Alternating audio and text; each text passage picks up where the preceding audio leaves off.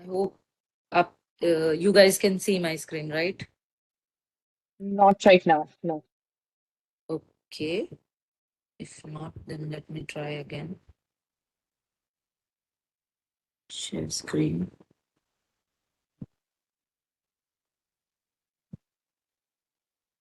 Can you see now? Yep. Okay. So today we are starting with chapter 7, which is on flexible budgets, direct cost variance, and management control. We will also try to cover chapter 8.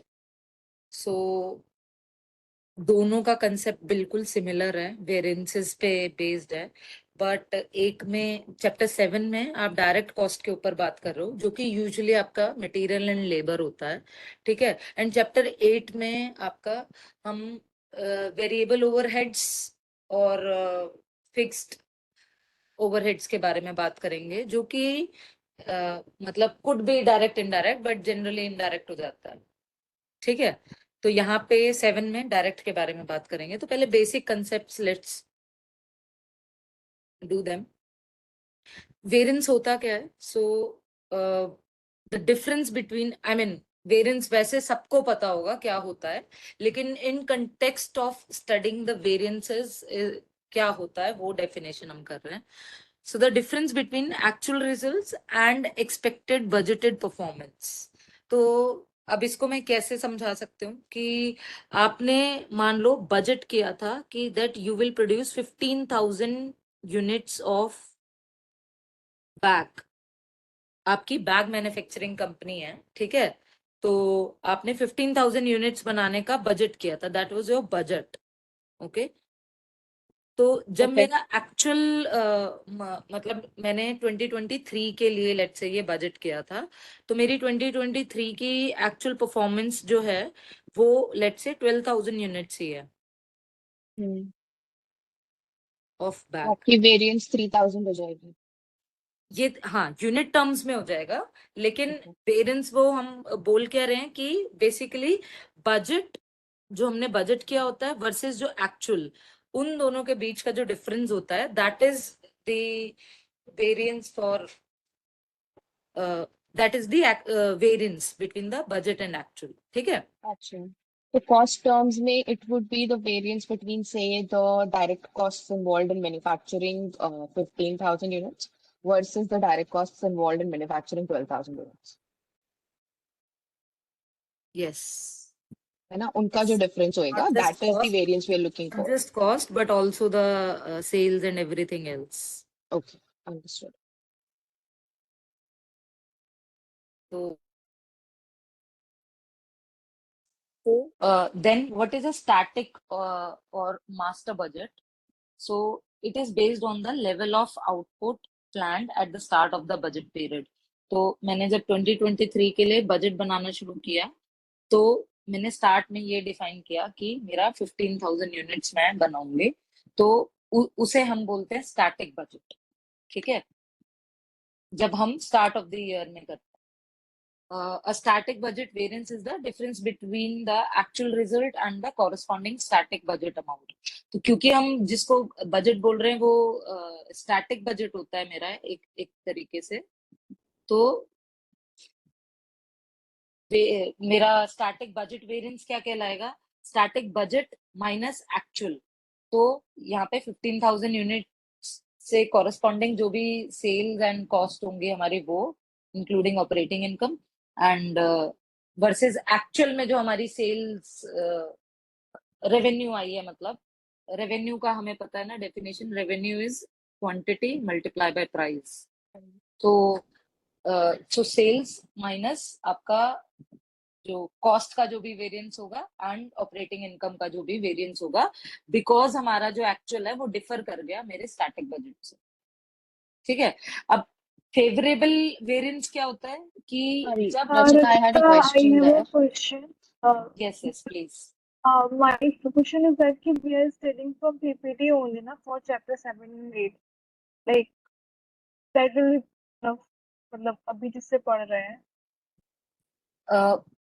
So Shwetal, as I've mentioned earlier as well, book में elaborated examples दिए हुए हैं। So PPT, Hmm. you can refer once your concepts are clear, you can refer to them definitely. Okay, but अगर कोई concept ही समझ नहीं आ रहा है, do refer to the book as well. Okay, fine. Sorry, Khyati, over to Anji. you. So my question is actually about static budget only. It says start of the budget period. So budget period is anything to do with your financial period or something, or budget period is when you actually sit down and plan the budget, and it could be any time in the year. हाँ, it could be actually generally, so companies, they do align their financial year and the budget year, plan year. Okay, that Okay. time period, they try to coincide, but there is no need that they should be coinciding with each other. So for example, if I am a company who follows Jan to December cycle, okay, for my financials, Hmm. it will be more appropriate for me to, plan my budget also along this cycle, Jan to December only, because it will be considered as a fresh start, financial Correct. accounting wise भी, right? So Hmm. accounting में क्या होता है, if you remember, कल ma'am concepts पढ़ा रही थी that we monthly हम books close करते हैं, quarterly books close करते हैं, right? Hmm. तो Correct. तो वो जो बुक्स क्लोज करते हैं, वो उस पीरियड की हमने बुक्स क्लोज करके अब हम न्यू पीरियड में एंटर हो रहे हैं, ठीक है? Hmm. तो जनरली इट इज मतलब वो ना डुअल ईयर में फॉल करे अगर कोई चीज की, मान लो मैं जैन टू दिसंबर की साइकिल फॉलो करती हूँ, लेकिन मैं जो अपनी बजटिंग करती हूँ वो लेट से मैं करती हूँ जुलाई टू जून, Hmm. ठीक है? तो मेरा फाइनेंशियल ईयर यहाँ क्लोज हो गया दिसंबर, जैन टू दिसंबर में, ठीक है? Correct. लेकिन मैं एक सो ये मेरा 2023 है लेट से, तो मेरा क्या हो Hmm. जाएगा, half of the budget will fall in 2023 and next half of the budget will fall in 2024. तो 2 सालों की कॉस्ट के बीच में मतलब स्ट्रगल और ये और वो सब चलेगा, तो ऐसा कोई लिमिटेशन नहीं है, बट वी डेफिनेटली ट्राई कि दोनों का मतलब पीरियड ना same he, budgeted From period और convenience point of view, basically. yes, from convenience point of view. Got Your budget period could be, see, or it also depends on budget किस चीज का करना है.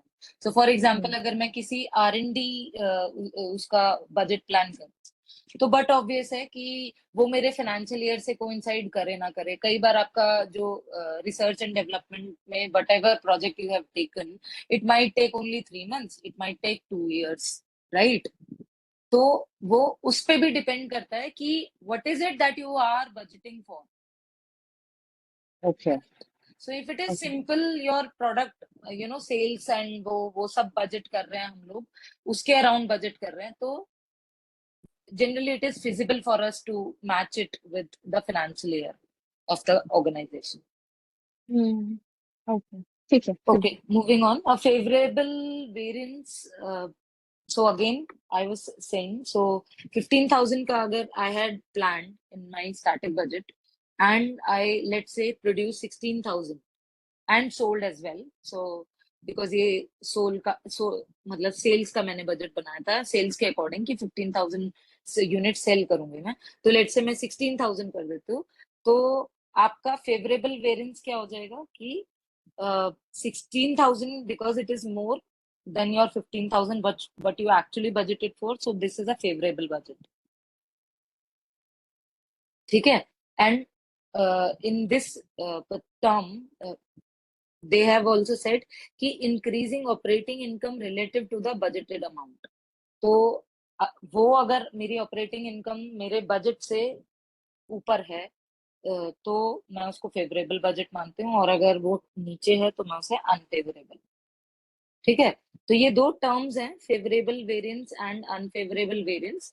जनरली जब आपको अपना आंसर करना होता है क्वेश्चंस में, specially with respect to this concept, ये वेरिएंस का स्टैंडर्ड फ्लेक्सिबल बजट्स एंड इसके उसमें पैरेलल्स में, यू ऑलवेज मेंशन कि वो फेवरेबल रहा वेरिएंस या अनफेवरेबल रहा, ठीक है? मतलब आप उसे पॉजिटिव नेगेटिव लिखने की बजाय फेवरेबल और अनफेवरेबल बोलते हो. From your comparison will be from your starting budget. Okay. And when you say positive, negative लिखने की बजाय favorable, unfavorable लिखना है, we are going to make the positive and negative symbols, right? Or we are just going to write it in absolute terms and then say unfavorable इतना. हाँ, आप ऐसे भी लिख सकते हो, अनफेवरेबल इतना, Okay, got it. Absolute terms में। ठीक है. ठीक है, तो नाउ वेरिएंसेस आपके, सो वेरिएंसेस के भी ना लेवल्स होते हैं। So as as per the book, इसमें 0, 1, 2, 3 ऐसे four four kind of levels दिए हुए हैं आपके की वेरिएंसेस के। तो लेवल 0 वेरिएंस क्या होता है, बहुत ही सुपर मैक्रो व्यू होता है वो। तो वो बेसिकली आपकी ऑपरेटिंग इनकम के बीच का जो डिफरेंस होता है वो लेवल 0 होता है। तो फॉर एग्जांपल यहाँ 15,000 यूनिट सेल करने के टाइम पे, लेट्स से मैंने एज्यूम किया था कि मेरी जो ऑपरेटिंग इनकम होगी वो 1,50,000 होगी, ठीक है। और मेरी क्योंकि एक्चुअल यूनिट्स इतनी हैं, तो लेट्स से मेरा जो 1,20,000 आया मेरा एक्चुअल, ठीक है। तो फर्स्ट लेवल वेरिएंस क्या हो गया, मैंने ऑपरेटिंग इनकम से कंपेयर कर लिया 1,50,000 और 1,20,000, obviously there is a difference and unfavourable दिख रहा है वो हमें, ठीक है, क्योंकि मेरे बजट और एक्चुअल के बीच में डिफरेंट वेरिएंस जो है वो बजट माइनस एक्चुअल करूँ तो अनफेवरेबल है वो 30,000 का, ठीक है। तो ये हो गया सुपर मैक्रो लेवल, इसको लेवल 0 बोलते हैं। उसके बाद हम थोड़ा सा और लाइन आइटम वाइज हम इसको वो करते हैं। आप इलस्ट्रेशन में देखो इसको कि कैसे हमने लेवल 1 एनालिसिस, तो लेवल 1 एनालिसिस में क्या होता है, सेम वही बजट और वर्सेस एक्चुअल को हम कंपेयर कर रहे हैं, लेकिन लाइन आइटम लेवल पे। Line item level Hmm. मतलब कि आपने देखो स्टैटिक बजट में आपने एज्यूम किया 12,000 यूनिट्स आप प्रोड्यूस कर रहे हो, एक्चुअल में आपकी कितनी प्रोड्यूस हुई, सोल्ड हुई, सॉरी मैं बार बार प्रोड्यूस बोल रहा हूँ, I am so sorry, that is sold, ठीक है। तो 12,000 यूनिट्स सेल करने की हमने बजट की थी, लेकिन मेरी सेल हुई है 10,000 यूनिट इन एक्चुअल, ठीक है। तो ये तो यूनिट्स के बीच का डिफरेंस आ गया। देन अगर रेवेन्यू के बीच का देखो तो मैंने 12,000 यूनिट को प्लान किया था कि मेरा $1.44 मिलियन का रेवेन्यू आएगा, जनरेट होगा, ठीक है। लेकिन एक्चुअल में मेरा जो रेवेन्यू जनरेट हुआ है वो हुआ है $1.25 का, ठीक है। तो ये एक वेरिएंस हो गया। देन आपका डायरेक्ट मटेरियल, आप देखेंगे आपने बजट में प्लान किए थे कि टू सेल 12,000 यूनिट्स, आपको जो भी उसकी 12,000 यूनिट्स सेल करने के लिए obviously you have to first produce them, right. So उनको प्रोड्यूस करने के लिए आपका डायरेक्ट मटेरियल कितना लगेगा, डायरेक्ट लेबर कितना लगेगा, वेरिएबल ओवरहेड कितना लगेगा, ये सब आपने कैलकुलेट किया। और उसका एक्चुअल कितना रहा ये भी आपने देखा। तो हमने 720 के हमने सोचा था कि मेरा डायरेक्ट मटेरियल रहेगा if I am able to produce and sell 12,000 units, और एक्चुअल में मेरा क्या रहा है 621.6 के। Correct. And क्योंकि वो एक्चुअल से कम है, लाइक सॉरी, जो बजटेड है उससे कम है एक्चुअल, तो इसलिए फेवरेबल है because this is a cost case. अगर यही रेवेन्यू केस होता तो ये अनफेवरेबल हो जाता है. करेक्ट, ठीक है. एक करेक्ट। मिनट, ये कॉस्ट केस है, ये कैसे पता चला? सॉरी, मैं ये कुछ डायरेक्ट डायरेक्ट मटेरियल है कॉस्ट ना, लिखे ये ना. देखो वेरिएबल कॉस्ट लिखी है ना श्वेतल, फिर यहाँ पे डायरेक्ट मटेरियल लिखा है। तो वेरिएबल कॉस्ट के नीचे जितनी भी कॉस्ट यहाँ पे गिवन है वो सारी वेरिएबल कॉस्ट है आपकी, ठीक है। तो डायरेक्ट मटेरियल आपका 720 के का आपने बजट किया था, लेकिन एक्चुअली में 621.6 के आया है आपका, ठीक है। तो आपने यहाँ पे फेवरेबल लिख दिया। फिर यहाँ पे 192 के आपने बजट किया था, लेकिन एक्चुअल कॉस्ट आई है आपका 198 के, तो आपने यहाँ पे अनफेवरेबल लिख दिया, ठीक है। ऐसे ही यहाँ 144 के आपने वेरिएबल ओवरहेड बजट किया था, आपका एक्चुअल 130 आया है, तो कम है ऑब्वियसली, तो 13,500 से आपने फेवरेबल लिख दिया, ठीक है। तो ये सिंपल लाइन आइटम लेवल पे अगर आप देखोगे, this is nothing but actual minus budget, जो हमने बजट किया। सो एक्चुअल माइनस बजट में फेवरेबल अनफेवरेबल ऐसे आप लिख देते हो, ठीक है। लेकिन अब हम आगे बढ़ेंगे कि ये लेवल 1 एनालिसिस है। आप लाइन आइटम वाइज वो करते हो। यहाँ पे अपने कंट्रीब्यूशन मार्जिन में भी इनफैक्ट डिफरेंस निकाला, फिक्स्ड कॉस्ट में भी डिफरेंस निकाला कि आपने 276 के की बजट की थी और 285 के की वो आ गई। इसके ऊपर किसी ने क्वेश्चन भी किया था क्लास में कि मैम हाउ कम मेरी फिक्स्ड कॉस्ट चेंज हो सकती है, ठीक है, between my static budget and actual. तो मैम ने उसका एग्जाम्पल दिया था, देखो आप बजट कर रहे हो, आप to the best of your knowledge budget कर रहे हो, लेकिन एक्चुअल्स क्या रहेंगे that you can not predict. You have no control over. Yes, you don't have a control over it. So actual आपका कुछ भी हो सकता है। आपने बजट जरूर फिक्स कॉस्ट में 276 के किया था, लेकिन आपका एक्चुअल 276 के ही रहेगा नहीं रहेगा, that depends on lot of factors, ठीक है। तो for some you may have control over them, right, तो वो आप कंट्रोल कर लोगे obviously, but for some you may not have any control. तो जिन पे कंट्रोल नहीं कर पाओगे वहां पे स्लिपेज, मतलब वहां पे स्लिप करेगा ही। आपका बजट थोड़ा, बजट से एक्चुअल थोड़ा ज्यादा होगा ही होगा, ठीक है। तो ये लेवल 1 एनालिसिस हो गया आपका कि आपने line item wise static versus actual results को आपने कंपेयर किया, ठीक है। हम्म। नाउ अब हम थोड़ा सा पढ़ते हैं कि व्हाट इज फ्लेक्सिबल बजट, ठीक है। और इसके आगे और कोई एनालिसिस नहीं होता जैसे लेवल 2 लेवल 3? हाँ वो होते हैं ना, उसके लिए पहले आपको फ्लेक्सिबल बजट पढ़ना अच्छा। पड़ेगा, ओके। बिकॉज वो एनालिसिस फिर फ्लेक्सिबल बजट को यूज करके भी होंगे, ठीक है। अंडरस्टूड। तो इसलिए first let's understand flexible budget क्या है। सो आपका flexible budget calculates budgeted revenue and budgeted cost based on actual output in the budget period, ठीक है। तो बजट पीरियड में continuing with let's say book, ये इलस्ट्रेशन के एग्जांपल पे ही चल लेते हैं, ठीक है। अपना एग्जांपल को मैं ड्रॉप कर रहा हूँ जो हमने 15,000 वाला लिया था। तो इसमें स्टैटिक में हमने 12,000 यूनिट्स हमने स्टैटिक में बजट की थी, राइट। तो फ्लेक्सिबल क्या बोल रहा है वो, और एक्चुअल मेरी आई है, एक मिनट एक्चुअल भी लिखनी पड़ेगी। एक्चुअल मैंने सेल करी है 10,000 यूनिट्स, 10,000। ठीक है। हम्म। अब फ्लेक्सिबल क्या है, फ्लेक्सिबल मेरा हो जाएगा कि मेरी budgeted revenue and budgeted cost, इसको समझना पड़ेगा, budgeted revenue and budgeted cost based on the actual output in the budget period, ठीक है। एक्चुअल आउटपुट कितना है, 10,000, ठीक है। हम्म। सो मेरा 10,000 एक्चुअल आउटपुट है, तो मैंने फ्लेक्सिबल का भी यूनिट में तो लिख दिया 10,000। अब बजटेड रेवेन्यू क्या होगा कि for example let just assume कि यहाँ पे मल्टीप्लाई बाय ये 100 था, ठीक है। एक बार के लिए एज्यूम करा रही हूँ, इसका सेलिंग प्राइस जो है, ये सेलिंग प्राइस है इसका, ठीक है। तो मेरी सेल्स, टोटल सेल्स क्या हो जाएगी, 12,000 मल्टीप्लाई बाय 100, राइट। करेक्ट। ये मेरी टोटल सेल्स हो जाएगी। तो हम्म। इन शॉर्ट मैं क्या बोल रहा हूँ, 1.2 मिलियन, राइट, 1.2 मिलियन मेरी सेल्स हो गई।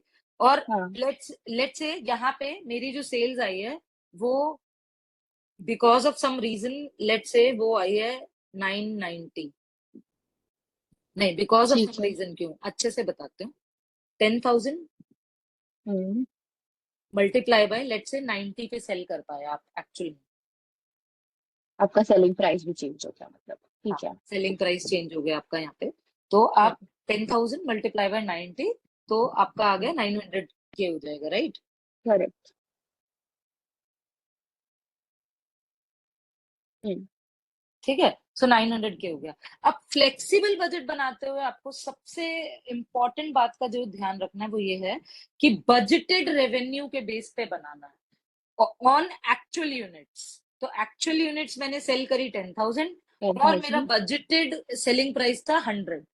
100। तो यहां मैं क्या कर दूंगी, उसको 100 से मल्टीप्लाई कर दूंगी। अच्छा। ओके। यस, यस, ये सबसे इंपॉर्टेंट फैक्टर है मेरा फ्लेक्सिबल बजट बनाते हुए, ठीक है। सिमिलरली ऐसे ही मेरी direct material cost, I let's did से, नॉट गेट इट, एक बार और बता दो प्लीज। ओके। तो फ्लेक्सिबल बजट जब बनता है मेरा, वो दो चीजों को ध्यान में रखते हुए बनता है।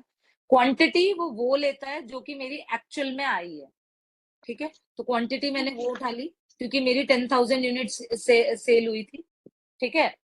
लेकिन पर यूनिट कॉस्ट मतलब सेल्स पूरी ओवरऑल रेवेन्यू निकालने के लिए मेरा जो पर यूनिट रेवेन्यू है वो मैं स्टैंडर्ड वाला ही लूंगी जो मैंने बजट के टाइम पे लिया था। तो मैंने बजट के टाइम पे 100 लिया था, जबकि मैंने इस एग्जाम्पल में अगर देखो तो मैंने यहाँ पे 90 में बेचा है एक्चुअल में। ठीक है, लेकिन जब फ्लेक्सिबल बजट बनाते हैं तो हम यूनिट तो एक्चुअल वाली लेते हैं, नो डाउट अबाउट इट। ठीक है, लेकिन जो हम सेलिंग प्राइस लेते हैं वो हम बजटेड वाला लेते हैं। ठीक है, वो हम 100 लेंगे, वो हम यहाँ से लेते हैं। यूनिट हमने यहाँ से ली, लेकिन हम जो ये वो है वो सेलिंग प्राइस है वो हम बजट वाला लेते हैं। सिमिलरली कॉस्ट के टाइम पे भी ऐसे ही होगा। तो फॉर एग्जाम्पल अगर मैं इसको देखूं कि मेरी यहाँ पे 7,20,000 मतलब डायरेक्ट मटेरियल की कॉस्ट आई हुई है। ठीक है, तो पर वो कितनी यूनिट्स के ऊपर है, 12,000 यूनिट के ऊपर। तो मैं क्या करूंगी, 7,20,000 डिवाइडेड बाय 12,000। 6 आ जाएगा, 60। Very good. ठीक है, तो आपकी 60 है raw material cost per unit. ठीक है, तो फ्लेक्सिबल बजट की कॉस्ट जब बनाओगे तब आप, मैंने क्या बताया, यूनिट आप एक्चुअल वाले की लोगे जो एक्चुअल आपकी सेल हुई है, which is in this case 10,000 unit, इसलिए हमने यहाँ पे 10,000 का एग्जांपल लिया। ठीक है, तो हमने जब मैं डायरेक्ट मटेरियल की फ्लेक्सिबल बजट में कॉस्ट निकाल रहे होंगे ना, तो मैं लूंगी 10,000, और स्टैंडर्ड में क्योंकि मेरी 60 निकाली है अभी मैंने, तो मल्टीप्लाई बाय 60 करूंगी उसको, वो मेरी बनेगी डायरेक्ट मटेरियल कॉस्ट। ठीक है, for the flexible budget. For the flexible budget, flexible budget का सिंपल रूल है आपका, क्वांटिटी आपको लेनी है एक्चुअल वाली, लेकिन बाकी जो कॉस्ट और सेल्स लेनी है वो आपको स्टैंडर्ड वाली, स्टैटिक वाली लेनी है, जो आपने स्टैटिक बजट वाली। ठीक है, तो ये सिंपल रूल है। अगर इस रूल को आप इजीली मतलब अगर आप इस रूल को समझ गए हो तो मुझे नहीं लगता आपको आगे एज सच क्वेश्चंस में प्रॉब्लम आने वाली। तो आ गया ये समझ। हाँ, सिमिलरली आप बाकी सारी कॉस्ट्स के लिए भी ऐसे ही करते हो। ठीक है।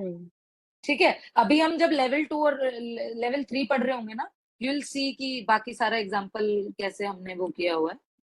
ठीक है, तो आगे बढ़ते हैं डेफिनेशन में कि अब the flexible budget is prepared at the end of the period after managers know the actual output। ठीक है, एक्चुअल आउटपुट पता करने के लिए पीरियड एंड हो जाना चाहिए ना, तभी तो आपको पता लगेगा कि हाँ इस साल का मेरा एक्चुअली ये था।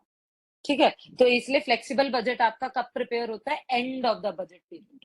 ठीक है, जबकि स्टैटिक बजट कब होता है, beginning of the beginning budget of the period, period. Beginning of the हाँ बजट पीरियड।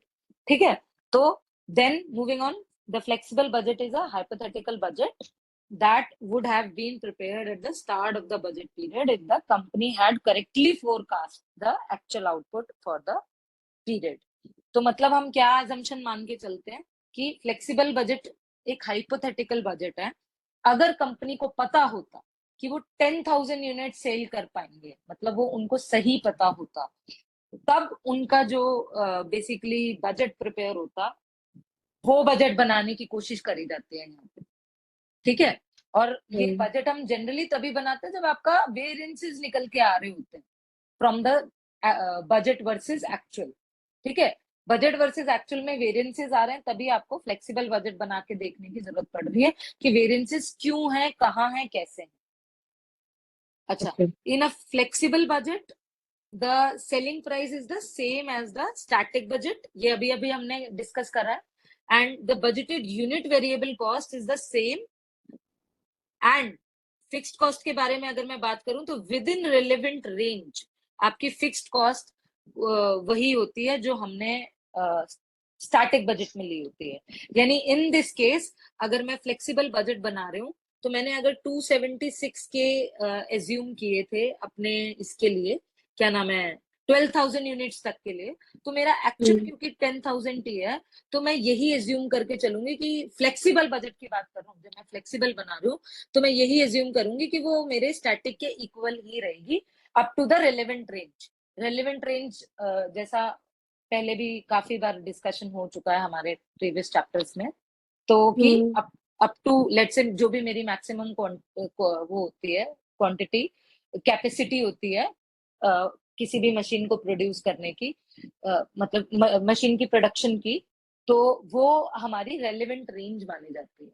जो उसकी इंस्टॉल्ड कैपेसिटी होती है वो रेलेवेंट रेंज की, अप टू दैट जो भी आउटपुट रहेगा मेरी fixed cost related to that will remain same. ठीक है, तो ये हमारे रूल हो गए।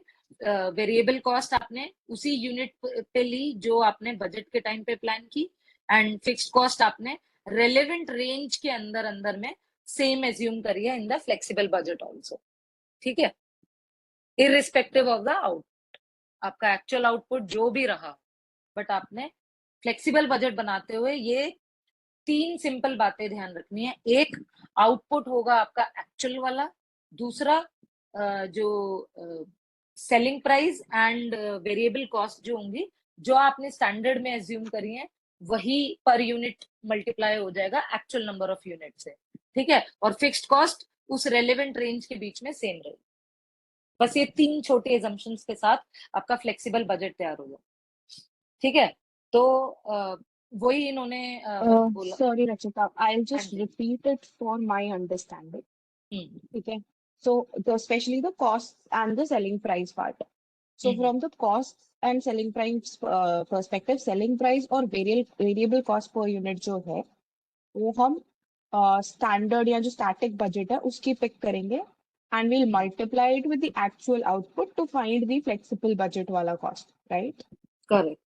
और जो total fixed cost है वो हमारी we'll assume that in the relevant range it is going to be same as what we prepared for the static budget. Correct. ठीक है ना? और कुछ तो नहीं है बिल्कुल ना, like I said correctly, नहीं, right? बिल्कुल आपने ठीक है, करेक्टली बोला है, और इसलिए ये 3 पॉइंट्स आपने ऑलरेडी टिक कर दिए खुद ही। ठीक है, ठीक है, done.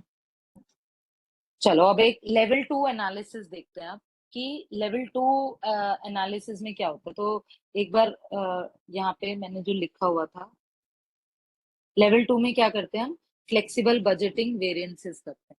इसीलिए आपको लेवल 2 पे जाने से पहले आपको क्या बताया गया कि फ्लेक्सिबल बजट बनाते कैसे।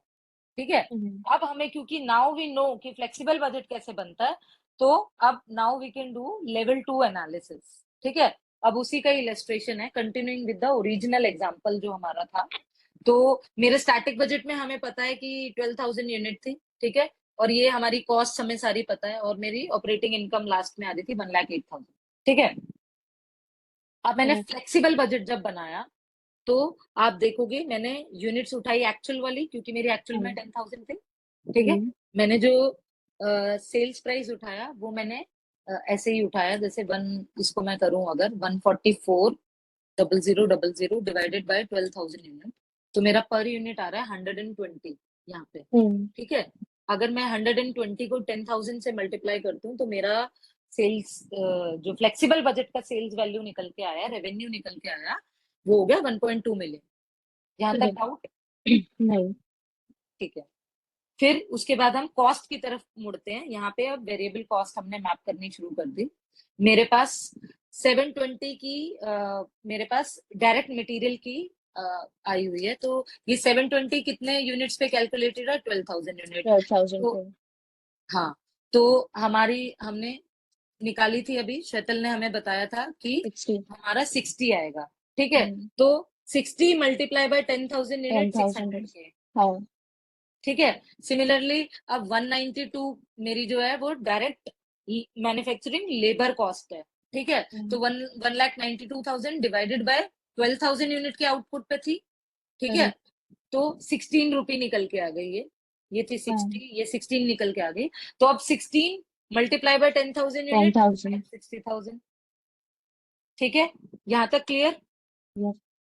ओके, नाउ 1,44,000 की मेरी वेरिएबल कॉस्ट है।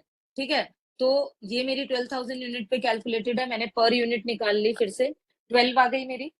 ठीक है, हम्म. पर यूनिट, तो 12 मल्टीप्लाई बाय 10,000 यूनिट 1,20,000। 1,20,000. ठीक है, तो अब हम आगे क्या करेंगे, मेरा इसमें से मेरा मतलब जो रेवेन्यू था वो था 1.2 मिलियन। 1.2 मिलियन में से आपने 600 के लेस किए, देन आपका बच गया 600 के, देन 160 और लेस किए, आप देन 120 और लेस किए, तो आपका इन टोटल आपका जो कंट्रीब्यूशन निकल के आया वो आया 320। 320 इन्होंने इन्होंने यहाँ पे बीच में ये एक छोटा सा वेरिएबल कॉस्ट टोटल का वेरिएबल नंबर कॉस्ट लगाया कर हुआ है। दिया। हाँ, तो basically 1.2 million minus total variable cost कर दो, या मैंने जो इंडिविजुअली आपको करके ऑलरेडी बता दिया, तो आपको कंट्रीब्यूशन कितना निकल के आया। हमें पता है revenue 320 minus VC is always CN, contribution Contribution. Margin. ठीक है, ये हमें ऑलरेडी पता है, तो हमारा कंट्रीब्यूशन मार्जिन आ गया 3,20,000। अब हमने फिक्स्ड कॉस्ट के बारे में क्या डिस्कस किया था कि with in the relevant range वो हमारी जो हमने स्टैटिक बजट में एज्यूम की होगी ना वही रहेगी। तो 276 हमने, और क्योंकि मेरी हमने तो 12,000 यूनिट लेकिन एक्चुअल में आई है 10,000, ठीक है, तो जो हमारी मैक्सिमम कैपेसिटी है उससे तो कम ही आई है ना, तो वो रिलेवेंट रेंज के अंदर है, समझ गए। तो रिलेवेंट रेंज के अंदर मेरी फिक्स्ड कॉस्ट हमने सेम एज्यूम करी है 2,76,000। एंड अब मेरा ऑपरेटिंग इनकम क्या निकल के आई 44,000, that is my operating income. ठीक है, एज पर फ्लेक्सिबल बजट। ठीक है, अब ये बजट बोलना क्या चाह रहा है ये समझ लो आप बात को। वो ये बोलना चाह रहा है कि अगर मैं सब कुछ जो तुमने स्टैटिक बजट में एज्यूम करा था, अगर मैं वही सेम अजम्पशंस के साथ अपने एक्चुअल आउटपुट को कंपेयर करूं, तो मेरी इनकम आनी चाहिए थी 44,000, लेकिन मेरी एक्चुअल इनकम आई है 14,900। ठीक है, इसका मतलब क्या गूफअप किया है भाई इसमें, और जो आपने 10,000 के स्टैंडर्ड बजट से भी आपका वेरिएंस आ रहा है। ठीक है, तो लेवल 2 एनालिसिस में आप फ्लेक्सिबल बजट वेरिएंस को निकालते हो। अगेन आप क्या करोगे, one one is your actual, ठीक है, 1 - 3, यहाँ पे आपने 1 - 3 किया, 3 क्या था आपका, आपने अभी अभी कैलकुलेट किया है फ्लेक्सिबल बजट। ठीक है, तो अब जब अंडरस्टूड। आपने 1 आई - जस्ट 3 हैव वन किया, क्वेश्चन।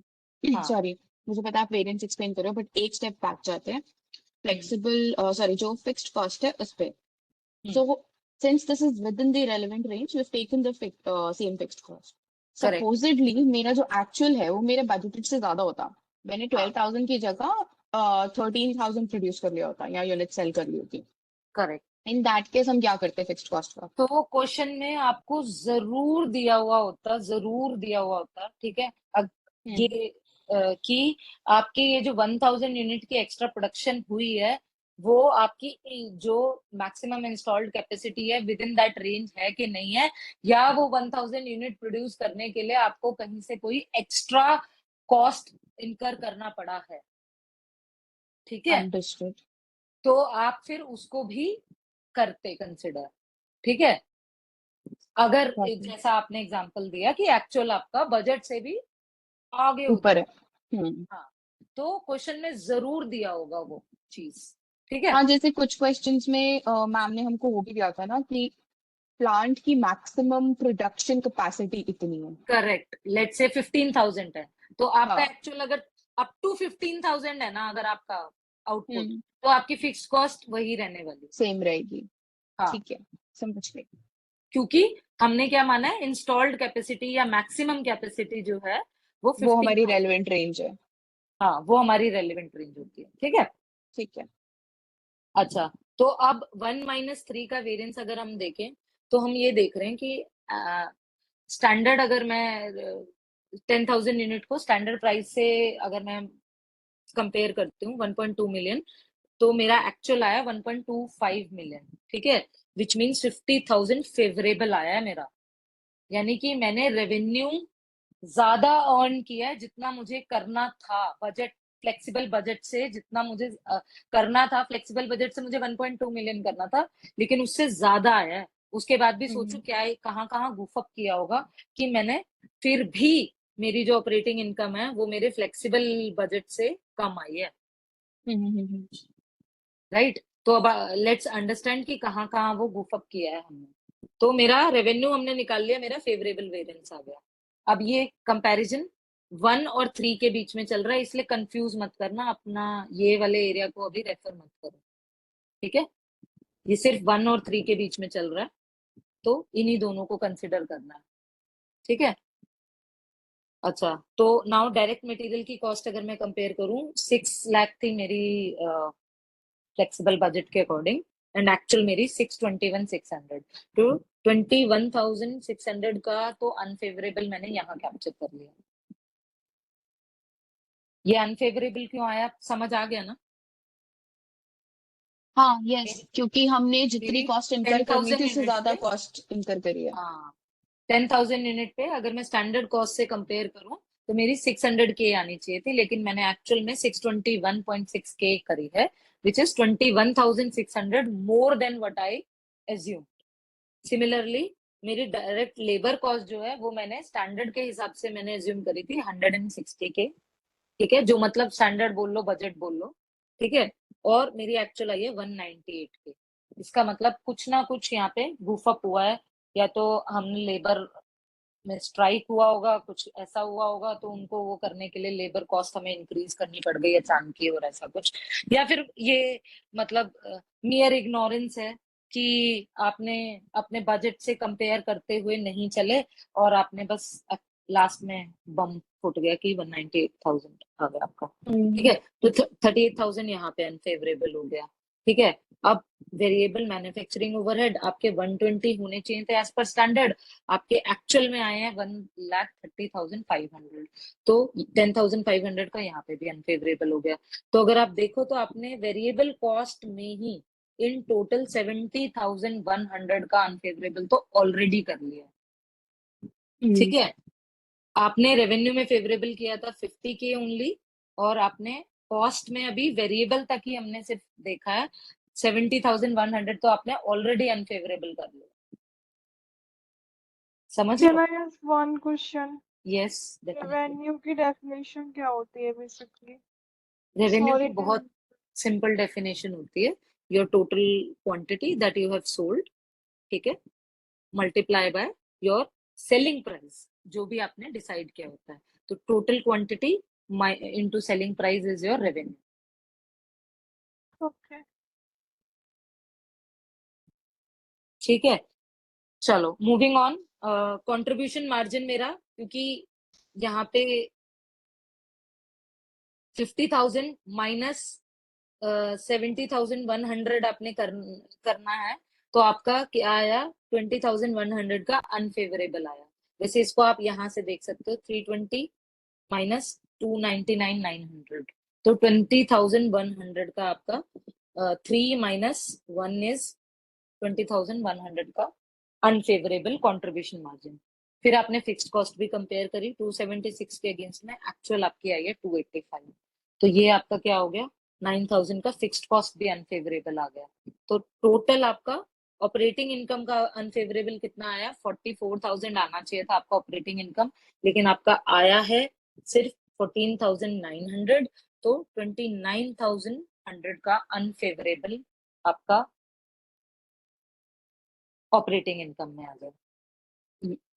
फ्लेक्सिबल बजट और उसके कंपैरिजन में कहीं कोई डाउट, चल के नो। कंपैरिजन में नो डाउट। चलो बहुत ही बढ़िया बात है। अब हम समझते हैं कि आगे क्या कह रहा है ये लेवल 2 एनालिसिस में, हमें और क्या समझाना चाह रहा है ये। ठीक है, अब हम देखते हैं इसका ये,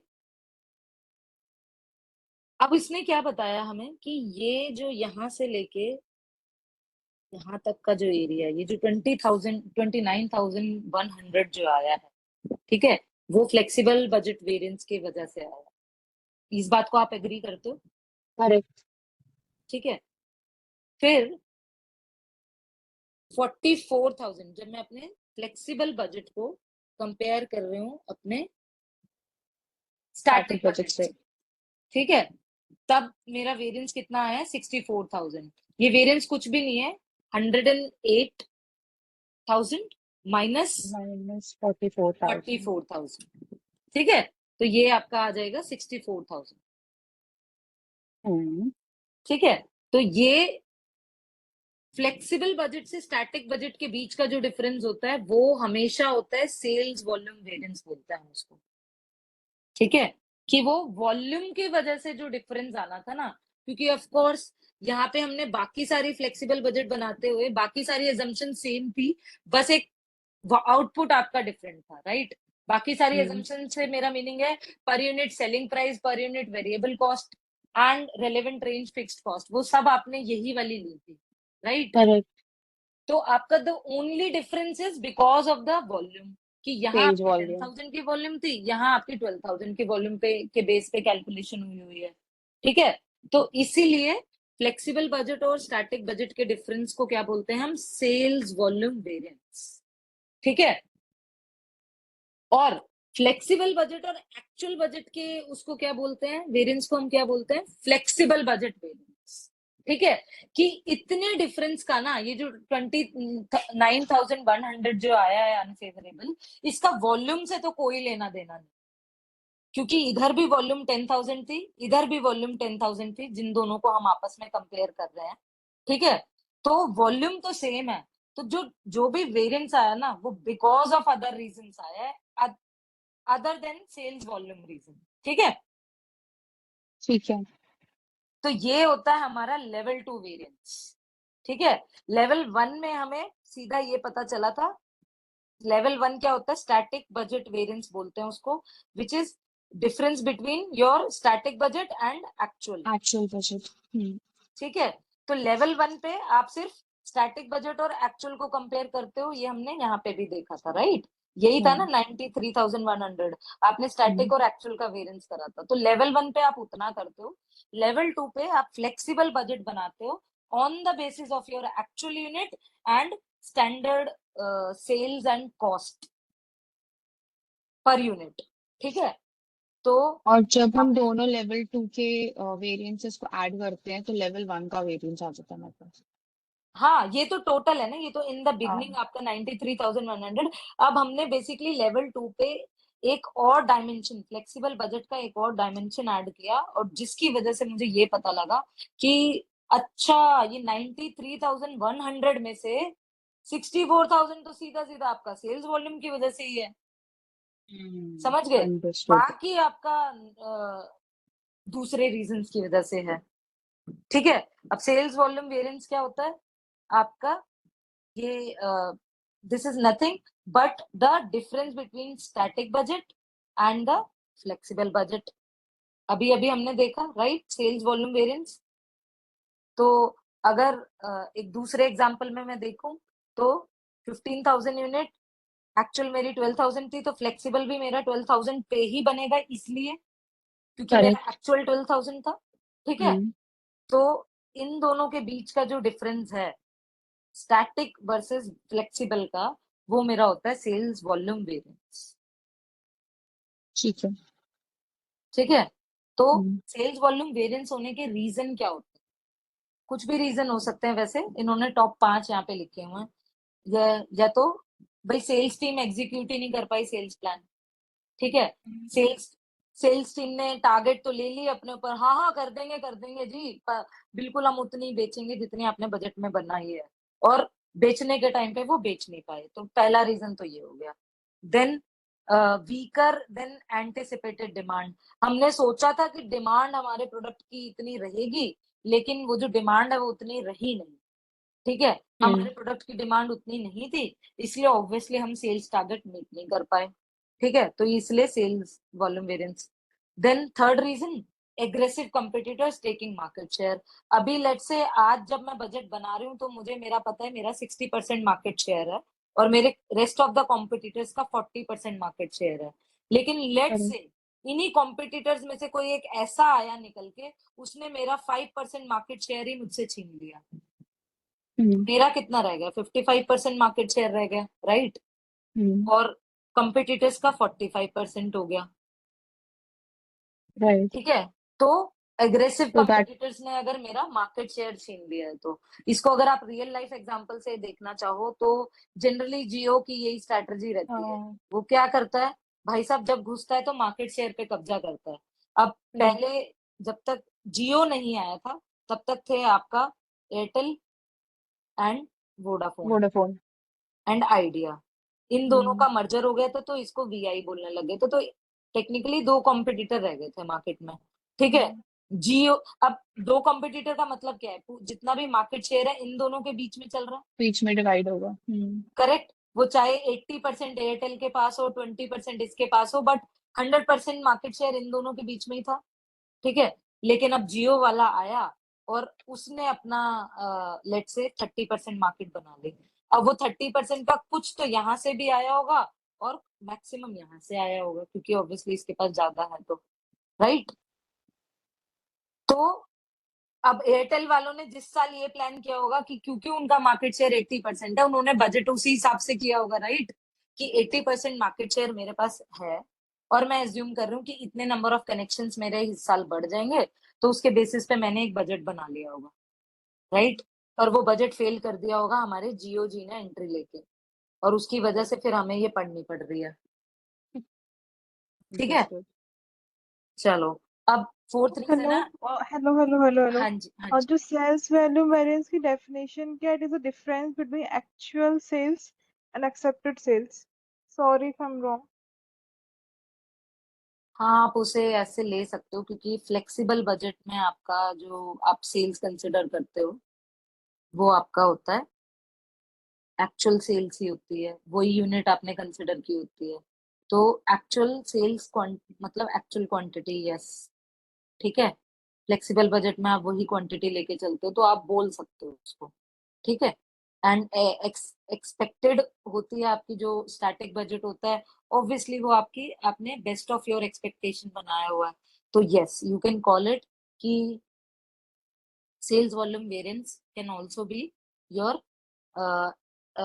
difference of actual volume minus your expected volume, got it. ठीक है। ओके, तो अब unanticipated market preference away from the product, अचानक ही लोगों को प्रोडक्ट में इंटरेस्ट ही लूज हो गया, ठीक है। अब जैसे मेरे स्मार्टफोन्स आए थे, तो अचानक ही मेरा नोकिया के वो जो रेगुलर फोन्स होते थे डायल करने वाले, वो क्या बोलते थे उनको, मुझे नाम नहीं याद आ रहा, बट उनसे लोगों का इंटरेस्ट ही दूर हो गया। तब भी आपका ये बजट एकदम से बजट वर्सेस एक्चुअल में बहुत वेरिएंस आ जाएगा, राइट। तो अनएंटिसिपेटेड मार्केट कंडीशन की वजह से भी ऐसे सेल्स वॉल्यूम वेरिएंस आता है। देन क्वालिटी प्रॉब्लम, आपके प्रोडक्ट में क्वालिटी इश्यूज हाईलाइट हो रहे हैं अगर, तो उसकी वजह से भी लोग सोच सकते हैं कि जब तक चल देखते हैं, जैसे मान लो एक बार टाटा के साथ हुआ था, उसकी बीच में टाटा की बसेस जल गई थी।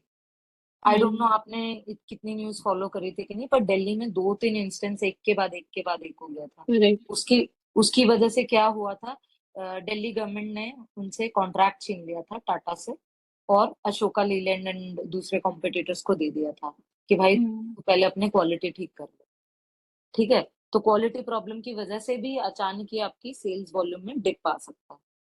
तो ये टॉप 5 रीजन होते हैं सेल्स वॉल्यूम वेरिएंस के, ठीक है। Understood. हाँ. हाँ, उसके बाद फ्लेक्सिबल बजट वेरिएंसेस में level 3 variances provide even more information than we get from level 2, ठीक है। लेवल 2 में हमें क्या पता चला था कि मेरा जो टोटल वेरिएंस था 93,100 का, उसमें से कितना मेरा सेल्स वॉल्यूम की वजह से है और कितना मेरा अदर रीजंस की वजह से है। जब मैं Right. लेवल 3 एनालिसिस पे जाती हूँ, तो मुझे और डीप में पता चलता है कि और किस किस वजहों से मेरा क्या वेरिएंस है, ठीक है। तो all product cost can have level 3 variances, ठीक है। लेवल 3 वेरिएंसेस को जब आप स्टडी करने लगते हो, तो वो क्या होता है आपका डायरेक्ट मटेरियल, ठीक है, एंड डायरेक्ट लेबर, ठीक है। Okay. तो ये आपके लेवल 3 वेरिएंसेस होते हैं। और सिमिलरली आपका जो ओवरहेड वेरिएंस होगा, वो नेक्स्ट चैप्टर में डिटेल में डिस्कस कर रहे हैं ये लोग, ठीक है। तो Okay. इस चैप्टर में ये लोग लेवल 3 के 2 पार्ट को डिस्कस कर रहे हैं, direct material and direct labour वाले, ठीक है। वेरिएबल ओवरहेड से नहीं, सॉरी, वेरिएबल कह रही हूँ, ओवरहेड से रिलेटेड, क्योंकि ओवरहेड में फिक्स्ड हो गया एक ओवरहेड और एक हो गया वेरिएबल, 2 टाइप के ओवरहेड होते हैं, ठीक है। तो ओवरहेड से रिलेटेड जो वेरिएंसेस है वो हम नेक्स्ट चैप्टर में पढ़ेंगे। Okay. अच्छा, अब level 3 variances provides details of our level 2 flexible budget variance. तो दो पार्ट जो हमें पता थे, एक पार्ट था सेल्स वॉल्यूम वेरिएंस, ठीक है। ये क्या था? ये था difference between flexible and static budget, correct. ठीक है। दूसरा पार्ट क्या था? Flexible, flexible budget variance. Flexible versus actual, हाँ। ठीक है।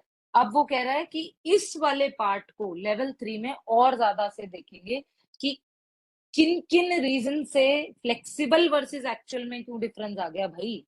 जब मैंने 10,000 यूनिट सेल करी, 10,000 ही फ्लेक्सिबल बजट में मान के चल रही थी, तो अब क्यों डिफरेंस आया, इन दोनों के बीच का क्या डिफरेंस आया, उसको अब हम मोर डिटेल में लेवल 3 पे एनालाइज करते ओके। हैं, ठीक है। तो लेवल 3 के आपके जब एनालिसिस शुरू होते हैं तब आप क्या करते हो, आप देखते हो प्राइस वेरिएंस फॉर्मूला दो रीजन से निकल के आता है आपका, ठीक है। लेवल 3 का जो वेरिएंस होता है वो दो रीजन से होता है। एक तो आपका प्राइस वेरिएंस फॉर्मूला कि आपने, आपका प्राइस डिफरेंट था। अगर आपको यहाँ पे ध्यान हो तो यहाँ पे पर यूनिट कॉस्ट जो हमने निकाली थी, जैसे ये 60 थी शायद, ये 16 थी और ये 12 थी। हम्म। इस अगर मैं एक्चुअल की निकालूं, फॉर एग्जांपल ये 621,000, ठीक है, डिवाइडेड बाय 10,000, तो ये मेरी कितनी आ जाएगी? 62.1। हम्म। ये मेरी 19.8, करेक्ट। ये वाली, ठीक है। और ये मेरी 13.05। 13.05, हम्म। ये आ जाएगी। तो जाहिर सी बात है प्राइस का वेरिएंस चल रहा है तगड़े वाला, देख रहे हो ना। 60 वर्सेस 62.1 पर यूनिट की बात कर रहे हो, 16 वर्सेस 19.8, 12 वर्सेस 13.05, राइट। तो ये जो आपका वेरिएंस आया है, इसको प्राइस के बीच का जो वेरिएंस आया है वो कह रहा है कि आपका जो ये फ्लेक्सिबल बजट वेरिएंस होता है वो दो रीजंस की वजह से होता है। पहला होता है प्राइस वेरिएंस, जो कि हमने अभी अभी देखा, राइट। तो प्राइस प्राइस वेरिएंस कैलकुलेट करने का आपका फॉर्मूला क्या होता है? Actual price of the input, ठीक है, minus budgeted price of the input, ठीक है, multiply by actual quantity of the input. तो ये हमारा तरीका होता है प्राइस वेरिएंस निकालने का कि प्राइस वेरिएंस कितना था। तो एक्चुअल प्राइस अगर मैं सेम पीछे वाले उसको लेके जाऊं, एक्चुअल प्राइस ऑफ मेरा डायरेक्ट मटीरियल क्या था? 62 पॉइंट, सॉरी, 62.1, हाँ 62.1। राइट। बजटेड 60 था। बजटेड माइनस, बजटेड मेरा 60 था, हम्म। ठीक है। एक्चुअल तो क्वांटिटी हमारी 10,000 थी। हाँ, तो 2.1 का जो ये डिफरेंस आया है इन दोनों को माइनस करने के बाद, इसको किससे मल्टीप्लाई करा? 10,000 से, क्योंकि वो मेरी एक्चुअल क्वांटिटी थी, ओके। ठीक है। तो मेरा डिफरेंस कितना आ गया? Just to 21,000। क्लैरिफाई, जी, यहाँ पे हम इनपुट यूज कर रहे हैं फॉर द फैक्ट कि हम ये जो डायरेक्ट मटेरियल है, डायरेक्ट लेबर है, ये सब इनपुट कर रहे हैं टू क्रिएट एन आउटपुट। इसीलिए यहाँ पे हम इनपुट वर्ड यूज कर रहे हैं। Bang on. ठीक है, अंडरस्टूड। इनपुट वर्ड इसलिए यूज हो रहा है क्योंकि आप जो वेरिएंसेस अब चेक कर रहे हैं वो मटेरियल और डायरेक्ट लेबर के कर रहे हैं, जो कि आपके इनपुट होते हैं, अंडरस्टूड। ठीक है। तो ये 21,000 का वेरिएंस आपका प्राइस की वजह से आया है। अब अगर आप यहाँ पे देखें तो यहाँ पे डिफरेंस कितना आ रहा है? 21,600, ठीक है। तो 21,600 में से 21,000 तो सीधा सीधा आपका प्राइस की वजह से आ रहा है। हम्म। ये हमने यहाँ पे अभी अभी कैलकुलेट करा, राइट, हम्म। ठीक है। ऐसे ही मटेरियल वाला भी करके देख लेते हैं। मटेरियल का प्राइस क्या था? 19.8 एक्चुअल पर यूनिट था, हाँ। ठीक है। और माइनस बजटेड में मेरा क्या था? 16, हाँ। 3.8 हम्म। Multiply by actual production unit 10,000। 10,000, ठीक है। सो 10,000 मल्टीप्लाई बाय 3.8 कितना बना आपका? 38,000। तो 38,000 जो है वो प्राइस वेरिएंस की वजह से है in the direct labour cost. समझ रहे हो? अब आपका डायरेक्ट लेबर कॉस्ट, तो इसका मतलब सारा का सारा वेरिएंस आपका 38,000 का 38,000 आपका उसकी वजह से था। अरे यार यहाँ पे ना ये 0.6 भी था, शिट, ये कहाँ मैंने है मिस पॉइंट कर दिया। सिक्स? ये 62 पॉइंट, ये है ना 6,21,600, तो ये पॉइंट हाँ, सिक्स मैंने मिस कर दिया। तो अच्छा। 6,21,600 को अगर मैं 10,000 यूनिट से डिवाइड कर दूं तो मेरा रेट 62.16 आना था। और तभी मैं हम्म, यही सोच रही थी कि इन्होंने अभी से इतना टफ क्यों कर दिया था। तो ये 2.16 था और ये 21,600 हो जाएगा। तो यानी हम्म, आपका जो वेरिएंस था पूरा 21,600 वो प्राइस वेरिएंस की वजह से था। एंड 38,000 भी वी जस्ट चेक्ड कि 38,000 का जो मटेरियल वेरिएंस है, सॉरी लेबर वेरिएंस है, वो भी आपका प्राइस की वजह से है। समझ गए? क्योंकि प्राइस डिफरेंट था एक्चुअल में वर्सेस जो हमने बजट किया था। हमने बजट किया था 16 का प्राइस पर यूनिट, एक्चुअल में मुझे प्राइस आया 19.8 का पर यूनिट। हम्म, ठीक है, तो वो प्राइस की वजह से। दूसरा क्या होता है? Efficiency variance formula. अब मैंने बताया कि ये मटेरियल और लेबर दोनों में ही आपका सिर्फ इन्हीं दो रीजन से मेन आपका वेरिएंस निकल के आता है। तो पहला हमने प्राइस वेरिएंस देख लिया, अब एफिशिएंसी वेरिएंस कैसे निकलता है। एफिशिएंसी वेरिएंस होता है actual quantity of input used. ठीक है, कि हम्म, आपने इनपुट यूज करने की जो भी एक्चुअल क्वांटिटी। अब ऊपर वाले क्वेश्चन में हमें वो क्लियरली दी नहीं हुई है, तो हम ऊपर वाले क्वेश्चन में तो आगे बढ़ नहीं सकते। ठीक है, क्योंकि इनपुट की एक्चुअल क्वांटिटी नहीं दी हुई ना, हमें तो आउटपुट की एक्चुअल क्वांटिटी दी हुई थी, हमने तो उससे ही सारा कैलकुलेट किया था, राइट? इनपुट की फिर एक्चुअल क्वांटिटी मतलब कि कितने लेबर आवर्स लगे और कितना मटेरियल लगा, कितना लाइक करेक्ट, वॉल्ट। Very good very good very good, ठीक यस, है। बिल्कुल यही। ओके। कि कितने लेबर आवर्स लगे और कितनी मटेरियल हमारा लगा मटेरियल वॉल्यूम या टू जो भी है, produce ten units. Thousand units ठीक है। To produce 10,000 unit. तो actual hmm, quantity of input used minus budgeted quantity of input allowed for actual output. है, अब इसका थोड़ा सा ब्रेक करते हैं। Hmm, budgeted quantity of input, budgeted quantity of input का क्या मीनिंग होगा? जो हमने स्टैटिक बजट में इनपुट क्वांटिटी सोची होगी कि हम यूज करेंगे। Correct. So for example 12,000 unit को बनाने के लिए लेट से मैंने एज्यूम किया था कि मेरी डायरेक्ट मटेरियल की कॉस्ट जो डायरेक्ट मटेरियल की जो यूनिट्स लगेंगी, यूनिट्स की टर्म में बात कर रहा हूँ मैं, प्लीज हम्म, इसका ध्यान देना। तो हम्म, 12,000 यूनिट्स को प्रोड्यूस करने के लिए हमने ये देखा कि मेरी 6,000 यूनिट्स ऑफ रॉ मटेरियल लगा। करेक्ट। ठीक है, यानी 0.5 एक यूनिट ऑफ फिनिश्ड आउटपुट बनाने में लग रहा है। ठीक है, हम्म, तो 6,000 मल्टीप्लाई बाय 0.5 करूंगी अगर मैं, सॉरी डिवाइडेड बाय 12। 0.5 करूंगी हाँ, तो 12,000 आ जाएगा मेरा, राइट? सिक्स तो थाउजेंड डिवाइडेड बाय 0.5। हाँ, तो पता लग जाएगा ना कितनी यूनिट प्रोड्यूस हुई। अरे अच्छा, ऑल्टरनेटिवली आप ऐसे भी करके अच्छा। देख सकते हो कि 12,000 यूनिट प्रोड्यूस करने के लिए आपको कितनी वो चाहिए, तो 12,000, ठीक है, हाँ, मल्टीप्लाई बाय 0.5। राइट। तो 6,000 आ जाएगा, ठीक है, करेक्ट, समझ गई। करेक्ट। ठीक है, तो 12,000 मल्टीप्लाई बाय 0.5 आपका 6,000 यूनिट्स ऑफ रॉ मटेरियल। ये आपने स्टैटिक में लेट से आपने डिफाइन किया हुआ था। हाँ, ठीक है, आपने हम्म, एक्चुअल में जब देखा उसको तो आपने क्या कितनी प्रोड्यूस करी थी? 10,000 यूनिट प्रोड्यूस करी थी। करेक्ट। ठीक है, अब 10,000 यूनिट के हिसाब से बजटेड क्वांटिटी ऑफ इनपुट कितनी होनी चाहिए थी? तो 10,000 को आप 0.5 से मल्टीप्लाई कर लो। Very good. ठीक है, तो मेरा आंसर आ जाएगा 5,000 fifty units of raw thousand material. Sorry Shwetan, क्या बोला आपने? सॉरी मैंने फिर एक जीरो आगे लगा दिया था, 50,000 बोला था। 5,000 होना था। आई हम्म शुड आस्क वन थिंग कि अभी हम हम्म, कितनी देर करेंगे, नेक्स्ट चैप्टर भी करेंगे इसके बाद? नहीं मुझे नहीं लगता। Okay fine. ओके, ठीक है, तो तो हाँ, तो आपका ये हम्म। निकल के आ गया ना 10,000। तो आपकी बजटेड क्वांटिटी ऑफ इनपुट कितनी होनी चाहिए थी? 5,000। 5,000। Budgeted quantity of input allowed for actual output. Actual output था आपका 10,000 इसीलिए 10,000 से मल्टीप्लाई और किया। बजटेड, हाँ ठीक है।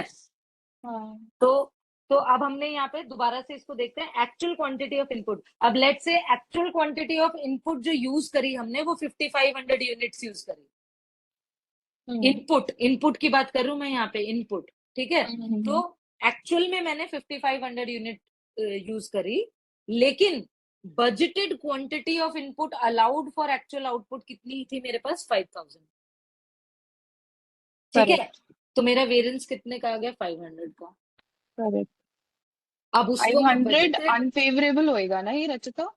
बिल्कुल एब्सोल्युटली अनफेवरेबल होगा ये मेरा, ठीक है। अब उसको मैं मल्टीप्लाई किससे कर दूंगी? बजटेड प्राइस ऑफ इनपुट से। तो budgeted price of input, let say हम एज्यूम कर लेते हैं यहाँ पे मेरा डायरेक्ट मटेरियल की कॉस्ट कितनी थी? 60 थी ना पर यूनिट, हम्म। ठीक है। तो 60 तो एक यूनिट को बनने में लग रहा था, 12,000 यूनिट के, ठीक है। तो और एक यूनिट में हम 0.5 भी कर रहे थे, तो यानी 120 हो गई। ये समझ आया? एक मिनट, नहीं। हाँ, तो बजटेड प्राइस आप बोल हमने रहे हो, यहाँ और पे हमारी जो प्राइस पर यूनिट उसमें जो वेरिएबल हमने जो कॉस्ट पर यूनिट थी। हमने यहाँ पे जो डीएम की हमने यहाँ पे जो डीएम की पर यूनिट कॉस्ट निकाली थी वो 60 निकाली थी, 60 थी, हाँ जी। ठीक है। पर डायरेक्ट मटेरियल मेरा एक यूनिट को बनाने में यूज कितना हो रहा है? 0.5, 0.5। हाँ। ठीक है। हाँ, तो 0.5 की कॉस्ट 60 है, ये मानते हो? हाँ। यस। अच्छा, अब अगर 0.5 की कॉस्ट 60 है तो 1 यूनिट की कॉस्ट 120 है, होगी। 120 इनपुट हो की बात जाएगी। कर रहा हूँ। हाँ हाँ, हाँ। 120 होगी, ये मानते हो यहाँ तक? करेक्ट। तो 500 मल्टीप्लाई बाय 120, ये आ जाएगा आपका 60,000 का एफिशिएंसी वेरिएंस। अनफेवरेबल, वो आ गया आपका। ये ठीक दिस है। Is because of the efficiency variance formula. अब एफिशिएंसी का मीनिंग अगर आपको याद हो, डेटा ऑप्टिमाइजेशन वाली क्लास में भी मैम ने समझाया था कि मुझे एफिशिएंसी कैसे डिफाइन करी जाती है कि minimum best use of units को, रिसोर्सेज। हाँ, रिसोर्सेज में बेस्ट यूज ऑफ रिसोर्सेज करके मैं आउटपुट निकालूं अपना। बेस्ट यूज ऑफ रिसोर्सेज तो तब होता है ना जब मैंने 5,000 यूनिट यूज करी होती टू प्रोड्यूस 10,000 आउटपुट, वही बेस्ट यूज होता ना, ठीक है। तो इसीलिए एक्चुअल माइनस ये budgeted quantity of input allowed for actual output का जो वेरिएंस है उसे एफिशिएंसी वेरिएंस बोला जाता है, ओके। ठीक है। कि कहीं ना कहीं वी लॉस्ट द एफिशिएंसी। हमें 5.5 यूनिट यूज करने चाहिए थे, लेकिन हमने 10,000 यूनिट बनाने के लिए 5500 यूज किए। तो 5500 डिवाइडेड बाय 10,000 अगर मैं करूं 10,000। तो मैंने 0.55 यूज करा, तो ये मैंने एफिशिएंसी अपनी लूज करी है ना यहाँ पे। अगर मैं करेक्ट। एफिशिएंट होती तो मैं 0.5 ही यूज करती, लेकिन क्योंकि मेरी एफिशिएंसी लूज कर रही है इसलिए this variance is called efficiency variance formula, ठीक है। ओके। ठीक है। अब लेवल 3 एनालिसिस में इन्होंने अपना एक वो दिया हुआ है कि भाई हमारा कैसे लेवल 3 एनालिसिस कैलकुलेट करते हैं। आई थिंक हमने ये ऑलरेडी काफी डिटेल में डिस्कस कर लिया है। मैं कवर इसको कर लिया। स्किप हाँ, मैं इसको स्किप करके आई जस्ट वांट एक बेंचमार्किंग और समझा देती हूँ, एंड आई जस्ट वांट कि हम एक प्रैक्टिकल क्वेश्चन करें हाँ जी। फ्रॉम दिस चैप्टर, ठीक है। तो बेंचमार्किंग जल्दी से 2 मिनट में बताता हूँ आपको कि बेंचमार्किंग क्या होता है। It's a continuous process of comparing your firms performance, ठीक है, अपनी फर्म की performance levels against the best levels of performance in competing companies, ठीक है, और इन कंपनीज हैविंग सिमिलर प्रोसेसेस, ठीक है। कई बार जरूरी नहीं होता वो आपकी कंपीटिंग कंपनी है, बट सिमिलर प्रोसेस जरूर बना होता है उसका, लेट से पार्शियल प्रोसेस उसका सिमिलर है।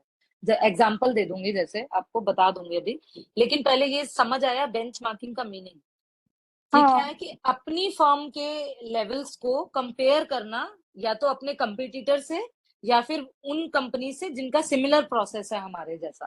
ठीक है, अब मैं यहाँ पे एग्जांपल दूं, जैसे मेरी कंपनी है यान मैन्युफैक्चरिंग कंपनी।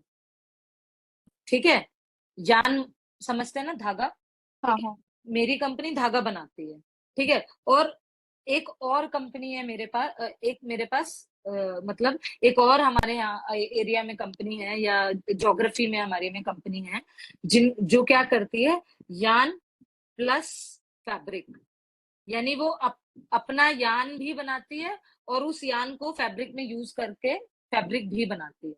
ठीक है, तो टेक्निकली ये मेरी ऐसे डायरेक्ट कॉम्पिटिटर नहीं हुई, क्योंकि ये जो यान, आय हाय, क्योंकि ये जो यान बना रही है, ये तो ये अपनी सेल्फ कंजम्पशन के लिए बना रही है, और मैं जो यान बना रही हूँ वो हो सकता है मैं इसके लिए भी बना रही हूँ और मैं और लोगों के लिए भी बना रही हूँ, राइट। तो ये मेरा हम्म कंप्यूटर तो नहीं है, लेकिन इसका और मेरा ये यान वाला प्रोसेस जरूर से। ठीक है, हम्म तो इस प्रोसेस की पूरी जितनी भी कॉस्ट होती है, कि ये इसको डायरेक्ट मटेरियल कितना लगता है, डायरेक्ट लेबर कितना लगता है, वेरिएबल ओवरहेड कितना लगता है, फिक्स्ड ओवरहेड कितना लगता है, वो पूरी प्रोसेस की कॉस्ट कंपेयर करना विद इसकी cost is my benchmarking. Benchmarking. ठीक है, इसकी ओनली यान मैन्युफैक्चरिंग तक की कॉस्ट को कंपेयर करोगे, या फिर ऑल्टरनेटिवली मेरे ज्योग्राफी और एरिया में मेरे पास अगर और भी यान मैन्युफैक्चरर्स लेट से अवेलेबल है, जो कि मेरे स्ट्रेट अवे कॉम्पिटिटर्स हैं, तो मैं कॉम्पिटिटर्स की कॉस्ट को भी इन्हीं टर्म्स पे कंपेयर करूँ। ओके। ठीक है, बेंचमार्किंग में कोई डिफरेंस या उसके वेरिएंस में कुछ मतलब समझ ना आया हो? नहीं नहीं, समझ आ गया। वेरिएंस कुछ नहीं होगा, बस इसका डायरेक्ट मटेरियल कॉस्ट वर्सेस इसका डायरेक्ट मटेरियल कॉस्ट को आप कंपेयर करोगे, इसका डायरेक्ट लेबर कॉस्ट और इसका, तो दोनों के बीच का जो वेरिएंस आएगा that is nothing but benchmarking variance. ठीक है। ठीक है, हम्म तो यहां हमने बेंचमार्किंग की टर्मिनोलॉजी भी समझ ली। Let's move to practical question because that will help us a lot. ठीक है जी, मैंने ये क्वेश्चन पहले से मार्क करके रखा हुआ है। मैम का तरीका एक सर्टेन वे में होता है, आज हम जो ये क्वेश्चन सॉल्व करेंगे ये बुक के तरीके से सॉल्व करेंगे।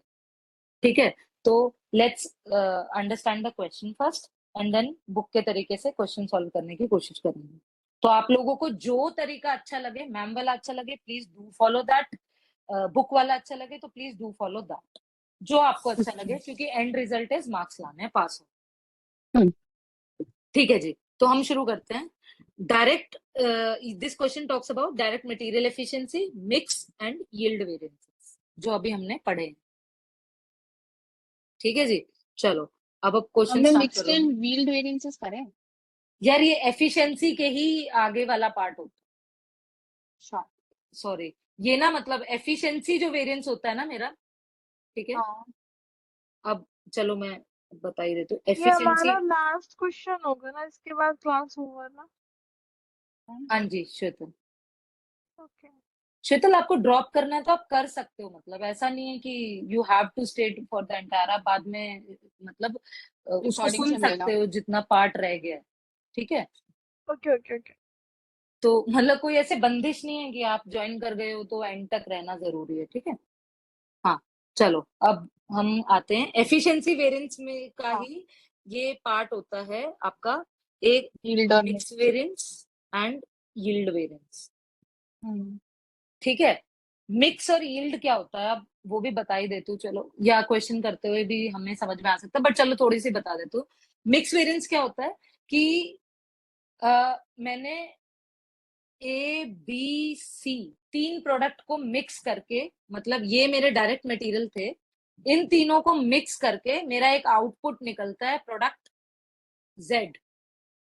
ठीक है, हम्म अब हम्म मैंने स्टैंडर्ड में अपने एज्यूम किया हुआ है कि मैं 10 यूनिट ऑफ ए की, 4 यूनिट ऑफ बी की एंड 1 यूनिट ऑफ सी की, ये मैं यूज करती हूँ अपने उसमें प्रोडक्शन में, तब जाके मेरे को 1 यूनिट ऑफ जेड की मिलती है। right। ठीक है, लेट्स से मेरा एक्चुअल में मैंने ये इस मिक्स को चेंज कर दिया। मैंने क्या करा, एक्चुअल में मैंने यूज किया 9 unit of A, 5 unit of B and 2 unit of C, और हाँ। मैंने क्या प्रोड्यूस किया, same output 1 unit of Z. One. हम्म ठीक है। तो ये जो ए बी और सी को यूज करने का जो ये मिक्स करने का जो ये तरीका था, वो मैंने क्योंकि स्टैंडर्ड से वेरी किया है, तो वो मेरा हो जाता है, इन दोनों के बीच का वेरिएंस हो जाएगा मेरा मिक्स वेरिएंस। ठीक है, समझे? अंडरस्टूड। ठीक है। अब हम चलते हैं यील्ड वेरिएंस पे। यील्ड क्या होता है कि मतलब ये एफिशिएंसी वेरिएंस है, तो इस वजह से निकल के आता है कि हमने ये क्वांटिटीज अलग यूज करी। ऑब्वियसली क्वांटिटीज अलग यूज करोगे तो आपका एफिशिएंसी वेरिएंस दिखने लगेगा। वही जो 0.5 और 0.55 का डिफरेंस आ रहा था, करेक्ट। एज्यूम कि वो 0.5 दो यूनिट्स का वो था, मिक्सअप था ए और बी का, और वो मिक्सअप में हमने गुफ अप करा ए और बी के, इसलिए हम अब 0.55 यूज कर रहे हैं। समझ रहे हो? वही।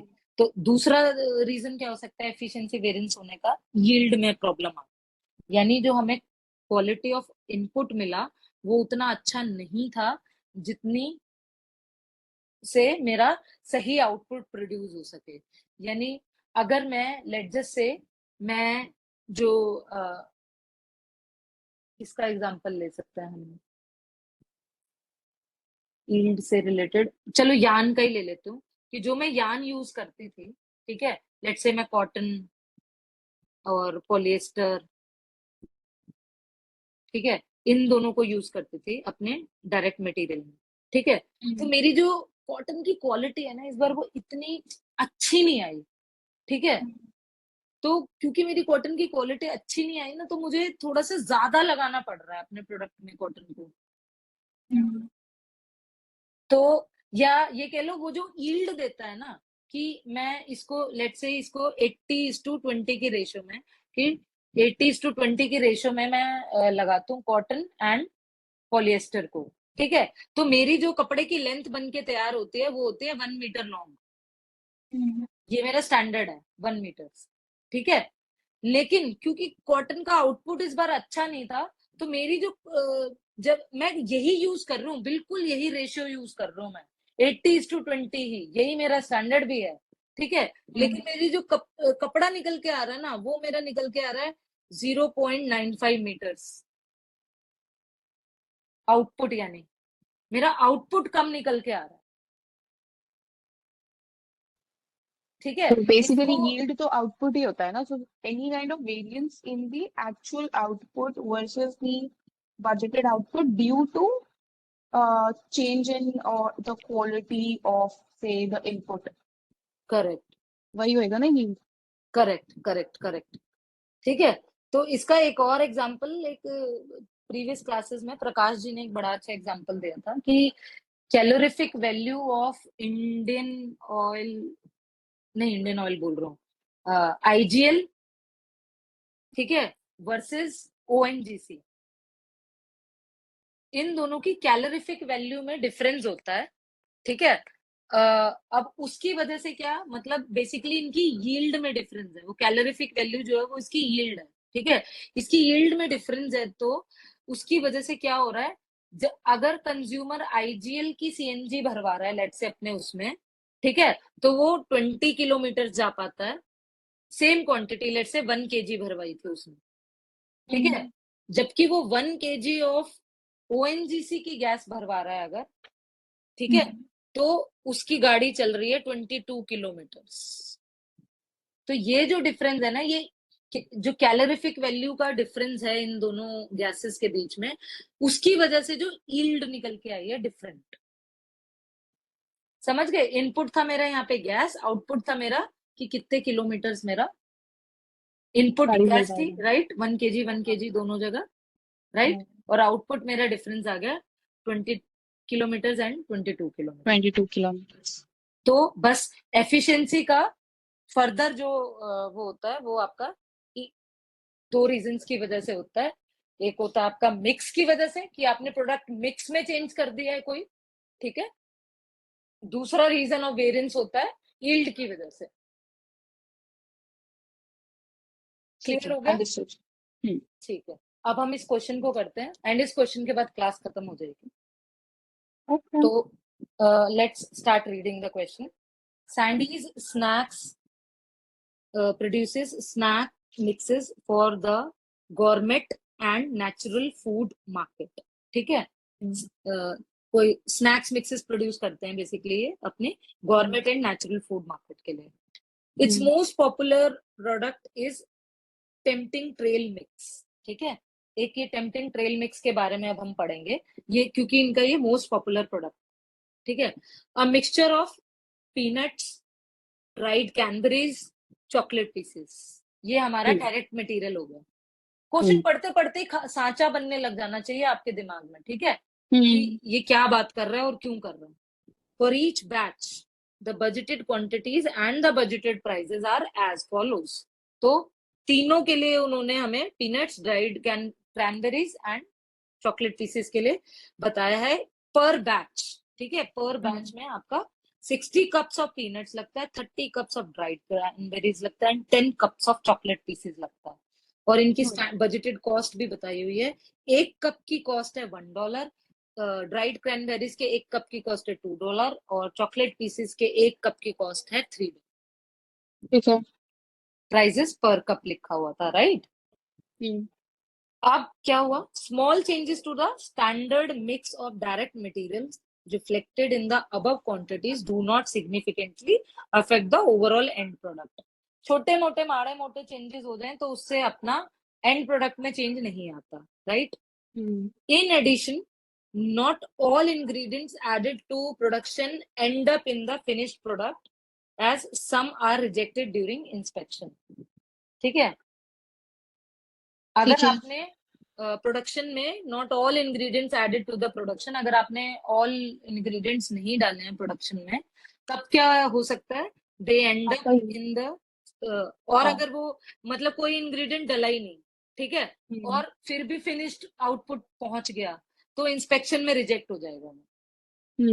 यानी कि वो डिफेक्टिव बैच है बेसिकली, कि उसमें कोई एक इंग्रेडिएंट मिसिंग है और फिर भी वो फाइनल प्रोडक्ट की उसमें पहुंच गए तो डिफेक्टिव बैच है, तो उसको रिजेक्ट कर देंगे. तो बेसिकली वो समझा रहे हैं कि रिजेक्ट क्राइटेरिया क्या है आपका. ठीक है, now in the current period Sandy's snacks made 100 batches. अब हम कितने बैचेस की बात कर रहे हैं, 100 बैचेस. यहाँ हमें पर बैच बताया हुआ. ठीक है, 100 batches of tempting trail mix with the following actual quantity, cost and mix of. अब ये सारी बात जो हो रही है 100 बैच के अगेंस्ट में एक्चुअल की हो रही है. ठीक है, ठीक है. अब 100 के बैच में मैंने 6720 कप ऑफ पीनट्स डाल दिए, 2625 कप ऑफ क्रैनबेरी डाल दी, चॉकलेट पीसेस डाले हैं 1155 कप्स. तो टोटल मैंने 10,500 कप्स डाले और 100 बैच. ठीक है, एक्चुअल कॉस्ट क्या है मेरी, ये टोटल निकाली हुई है. एक्चुअल कॉस्ट 5712, 5775, 3350 और टोटल मेरी 14,837. एक्चुअल मिक्स क्या हो गया, 64%, 25%, 11%. ये कैसे कैलकुलेट किया आप लोगों को पता है, 6720 डिवाइडेड बाय 10,500. कूल, तो आपका आता है 64%. ठीक है, प्लीज कैलकुलेटर अपने साथ रखो इफ नॉट ऑलरेडी. ठीक है, देन सिमिलरली आपकी 25% कैसे निकाली, 2625 डिवाइडेड बाय 10,500. तो ये इन्होंने एक्चुअल मिक्स की रेशियो निकाली. जबकि अगर मैं यहाँ इसकी रेशियो निकाल के देखो तो ये थी 60%, 30%, 30% और 10%. तो मेरा बजटेड मिक्स ये था, मेरा एक्चुअल मिक्स ये है, इन्होंने बता दिया. टोटल मिक्स मेरा 100% है. अब फर्स्ट क्या पार्ट क्या बोलता है, we are required what is the budgeted cost of direct materials for the 100 batches. Budgeted cost for direct materials. हाँ, budgeted cost for direct material for 100 batches. अब आपको वो निकालने हैं तो आप कैसे निकालोगे, तो आप बेसिकली 60, एक बार पीछे जाना क्वेश्चन पे.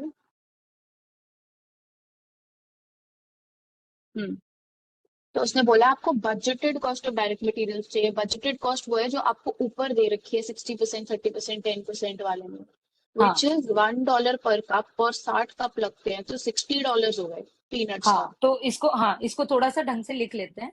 पीनट, ड्राइड क्रैनबेरी, हाँ। इसी क्वेश्चन को करें मैम वाले तरीके से, अगर आप लोगों कर को लेते एक बार। बहुत आसान हाँ हो जाएगा, बहुत ज्यादा आसान। ठीक है, चल नेक्स्ट पेज ही ले लेते हूँ। तो पहले हमने करा एसपी, एसपी, एसपी 3 बार लिखा और लिख दिया एपी। ठीक है, फिर आगे क्या फॉर्मूला में, SQ AP,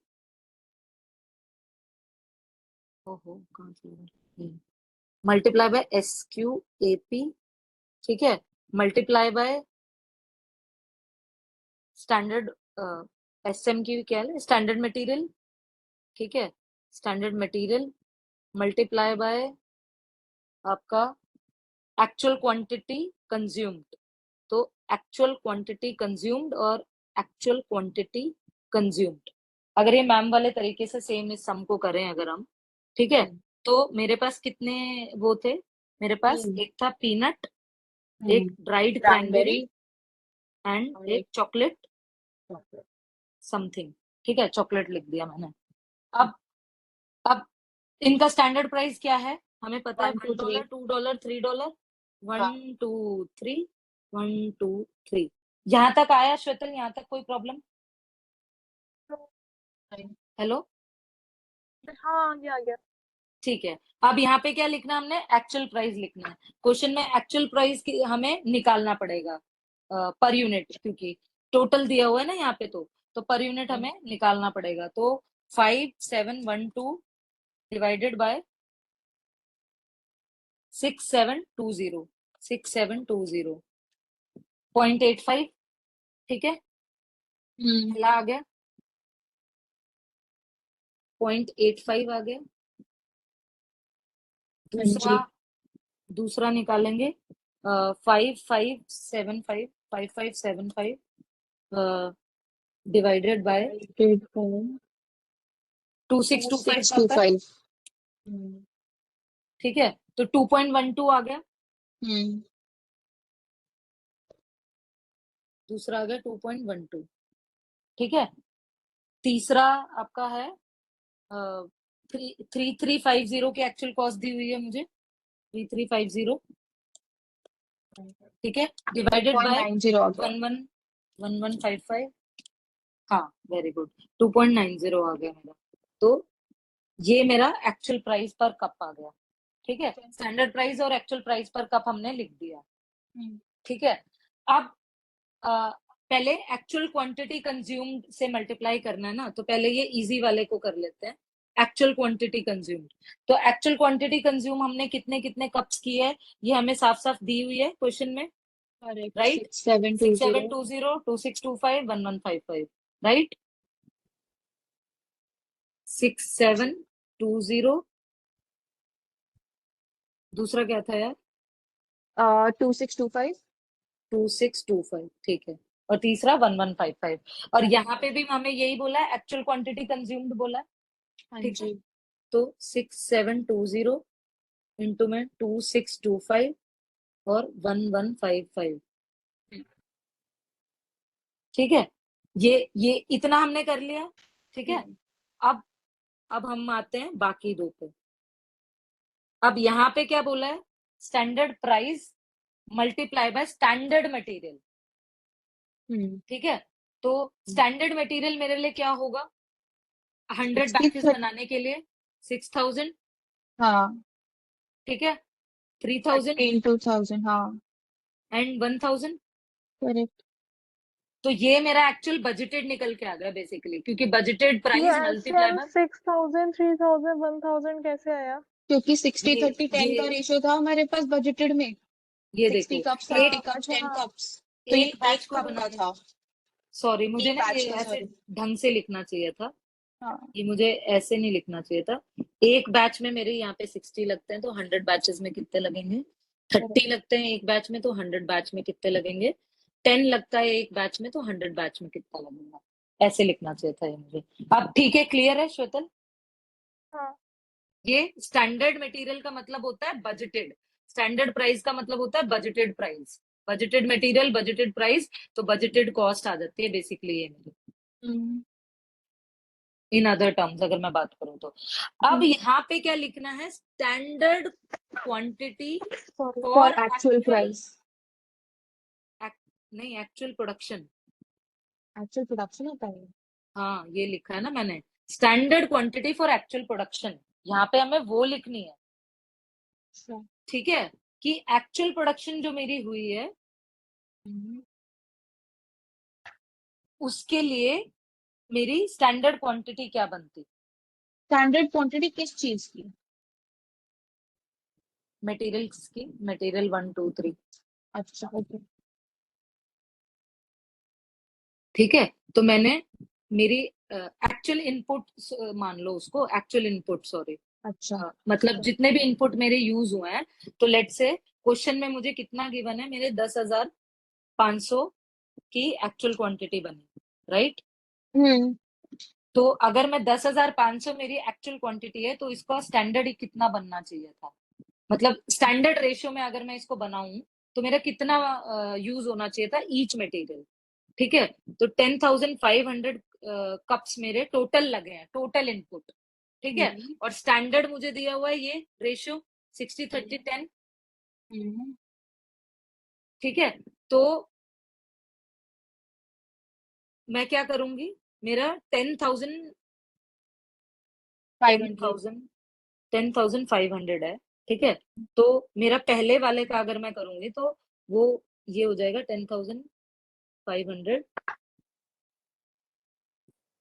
multiply by 60 divided by 100, क्योंकि ये टोटल मेरे 100 कप्स की रेशियो दी हुई है, 60 30 और 10, 100 कप की रेशियो दी हुई है। तो अगर कप मेरे बदल के 10,500 हो गए एक्चुअल में, ठीक है, standard quantity for actual production, तो एक्चुअल प्रोडक्शन में मैंने 10,500 कप यूज किए हैं। यहाँ हम्म। तक समझ में आया। तो करेक्ट। 10,500 कप को अगर मैं स्टैंडर्ड रेशियो में ही यूज करूं, ठीक है, standard quantity for actual production, तो 10,500 कप के लिए अगर मैं इसको स्टैंडर्ड क्वांटिटी की रेशियो में करूं, तो आगे क्या हो जाएगा, 10,500 मल्टीप्लाई बाय 30 डिवाइडेड बाय 100। ठीक है, हम्म। और ये हो जाएगा 10,500 मल्टीप्लाई बाय 10 डिवाइडेड बाय 100, ऐसे हो गया। हम्म। अब बस सिर्फ इतनी ही मेहनत है, उसके बाद तो सिंपल कैलकुलेटर पे करते चलो, मैम मैम के उससे सब कुछ निकल के आ जाता है आपका। तो फिर से लिख रही हूँ, टी बी सी एंड सी, इनके अब टोटल टोटल लिखूंगी यहाँ पे। ठीक है, हम्म। और एक हम ओवरऑल टोटल भी नीचे कर लेंगे। तो कैलकुलेट कर दो यार, 10,500 मल्टीप्लाई बाय 60 डिवाइडेड बाय, 6300 आ रहा है। Very good, 6300। ठीक है, और देन हमारे पास बेसिकली हम ऐसे भी कर सकते हैं, 100 से इसको 2 जीरो को काट दी, 2 जीरो से, सो 105। 150। हाँ, 2 मल्टीप्लाई बाय 105 मल्टीप्लाई बाय 30, 60, ये भी 6300, वेरी गुड। नहीं, क्यों 6300 आ रहा है? अच्छा, 2 से नहीं, मल्टीप्लाई नहीं करा मैंने, ठीक है। हाँ, ठीक है, थर्ड मेरे पास लास्ट कितना, वाला थ्री वन थर्ड मेरे फाइव पास, जीरो आ रहा है। सो हाँ, तो 3 मल्टीप्लाई बाय 105 मल्टीप्लाई बाय 10, तो 3150। अब इनका दोनों का टोटल कितना हो जाएगा, 15,000, तीनों का टोटल 15,750। 750। ठीक है, ये एक सॉल्व कर लिया अब हमने। अब आगे दूसरा सॉल्व करते हैं, ये तो बहुत सिंपल है। 6000। 6,000, 6000। और ये 3000। 6,000 एंड ये हो जाएगा 3,000, 18000। नहीं, 15000। 15,000। ठीक है, ये मेरा टोटल आ गया ये।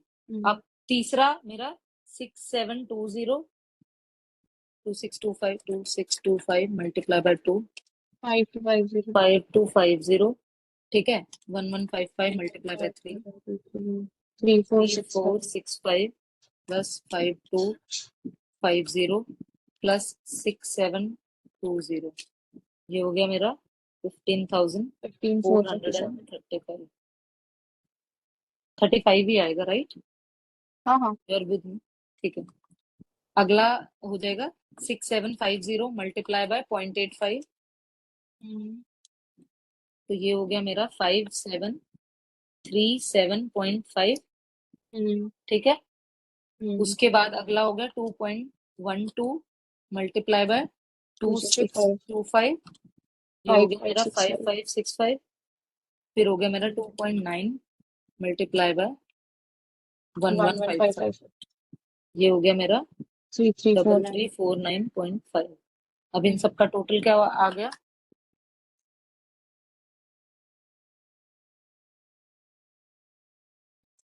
5565 plus 14652,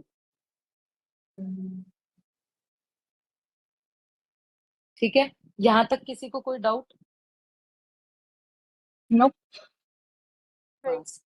अब एक और शॉर्टकट और सीख लो मैम के उसमें, बस ये याद कर लो, पहला कनेक्शन आप अपने उसके सबसे बगल वाले से बनाते हो, ठीक है। तो 3 बगल से बगल बनाते चले जाओ, 1 2 एंड 3।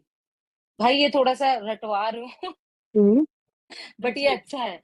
हाँ, कि पहले कॉलम को दूसरे से अटैच किया, दूसरे को तीसरे से, तीसरे को चौथे से, ठीक है। और उनका नाम क्या रखा? पहले का नाम है मटेरियल यील्ड वेरिएंस, दूसरे का नाम है मटेरियल, एमएमवी का नाम क्या है, मटेरियल मिक्स वेरिएंस, ठीक है। तीसरे का नाम है मटेरियल प्राइस वेरिएंस।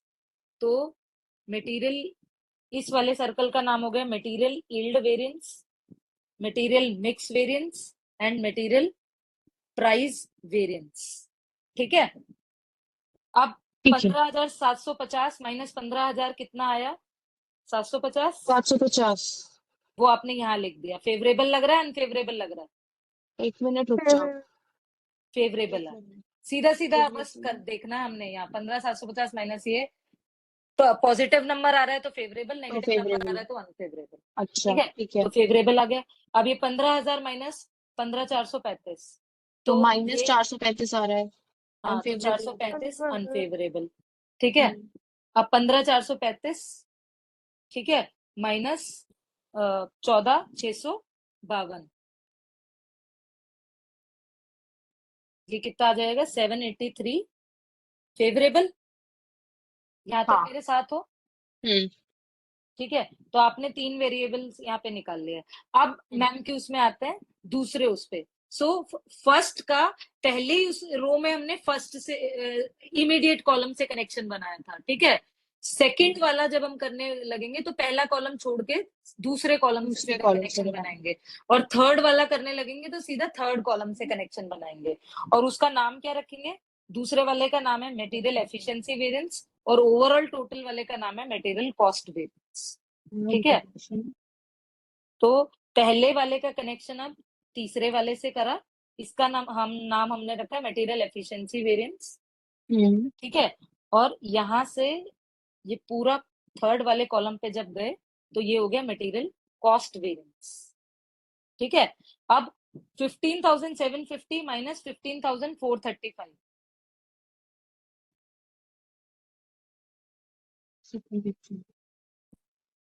ठीक है। 315 फेवरेबल है हाँ अनफेवरेबल है? जल्दी बताओ दोनों। फेवरेबल है हाँ श्वेतल, आपका भी यही आंसर आ रहा है, फेवरेबल है? हाँ हाँ ठीक है, तो मटेरियल एफिशिएंसी वेरिएंस फेवरेबल हो गया। अब 15,750 को आपने लास्ट वाले से माइनस करना, ठीक है। तो मटेरियल कॉस्ट वेरिएंस आपका निकल के आ जाएगा। तो 15,750 माइनस 14,652, ये हो जाएगा 10। 1098 फेवरेबल है ये भी वेरी गुड, ठीक है। अब इसको अगर आप दूसरे तरीके से समझो तो हमने क्या समझा था? ये था मटेरियल यील्ड, ये था मटेरियल यील्ड वेरिएंस, और ये था मटेरियल मिक्स वेरिएंस। हमने अभी थोड़ी देर पहले थ्योरी में क्या पढ़ा है कि मटेरियल एफिशिएंसी वेरिएंस दो रीजन की वजह से होता है। एक तो मटेरियल यील्ड में प्रॉब्लम आ जाती है, और एक उसके मिक्स में जब मिक्स आती है, में प्रॉब्लम आ जाती है ठीक है। तो टेक्निकली इन दोनों का सम आपने चेक करना हो ना कि आपका सही आंसर आ रहा है कि नहीं आ रहा है। तो टेक्निकली इन दोनों का जो सम होना चाहिए, इसका प्लस वो ये इसका, आना वो चाहिए ये आना चाहिए आंसर। समझ करेक्ट गए? तो 750 फेवरेबल, ठीक है, माइनस और माइनस 435 435 अनफेवरेबल,15 से 315 का 15 आ रहा है फेवरेबल। तो मेरा आंसर सही है, राइट? करेक्ट उस तरीके से भी चेक हो गया कि ये दोनों these are the two reasons जिसकी वजह से मेरा मटेरियल एफिशिएंसी वेरिएंस होता है और हेंस मेरा टोटल दोनों का मैच भी होता है। ठीक है, अब मटेरियल कॉस्ट वेरिएंस में हमने क्या बताया था, दो वजह से होता है, एक प्राइस की वजह से होता है और एक एफिशिएंसी की वजह से होता है। ठीक है, 783 का फेवरेबल ये है और 315 का फेवरेबल ये है। ठीक है, तो 783 प्लस 315 आपका आ जाएगा 1098 फेवरेबल। करेक्ट। ठीक है, तो ये आपका मैच हो रहा है इससे। ठीक है, ऑल्टरनेटिवली आप इन तीनों का सम भी कर सकते हो कि 750 मतलब ये ऑल्टरनेटिवली बता रहा हूँ, 750 माइनस 435 प्लस 783। ठीक है, टॉप टॉप तीन का सम भी कर सकते हो ऑल्टरनेटिवली, क्योंकि ये इन तीनों को ही कंसिडर करके बना, बट मैंने आपको उस चार्ट की फॉर्म में समझा दे जिसमें हमने शुरू में किया था कि आपका टोटल मटेरियल कॉस्ट वेरिएंस दो रीजंस की वजह से होता है, एक मटेरियल एफिशिएंसी की वजह से, ठीक है, और एक दूसरा प्राइस की वजह से। अब एफिशिएंसी फिर से आपका दो रीजन की वजह से होता है, एक मिक्स वेरिएंस की वजह से और एक यील्ड वेरिएंस की वजह से। ये आपका इन टोटल सम है, इस सार है इस चैप्टर का। सेम मटेरियल की जगह अगर आप लेबर को स्टडी करोगे तो वो सेम यही फॉर्मूला सब कुछ यही हो जाएगा, बट मटेरियल की जगह labour hours, labour cost, labour actual cost, labour budgeted cost, labour budgeted hours वगैरह ये सब चीजों से रिप्लेस, टर्मिनोलॉजी बस लेबर टर्म में हो जाएगी। ठीक है जी, I hope this is clear to both अरे ऑफ यू। बहुत अच्छे से।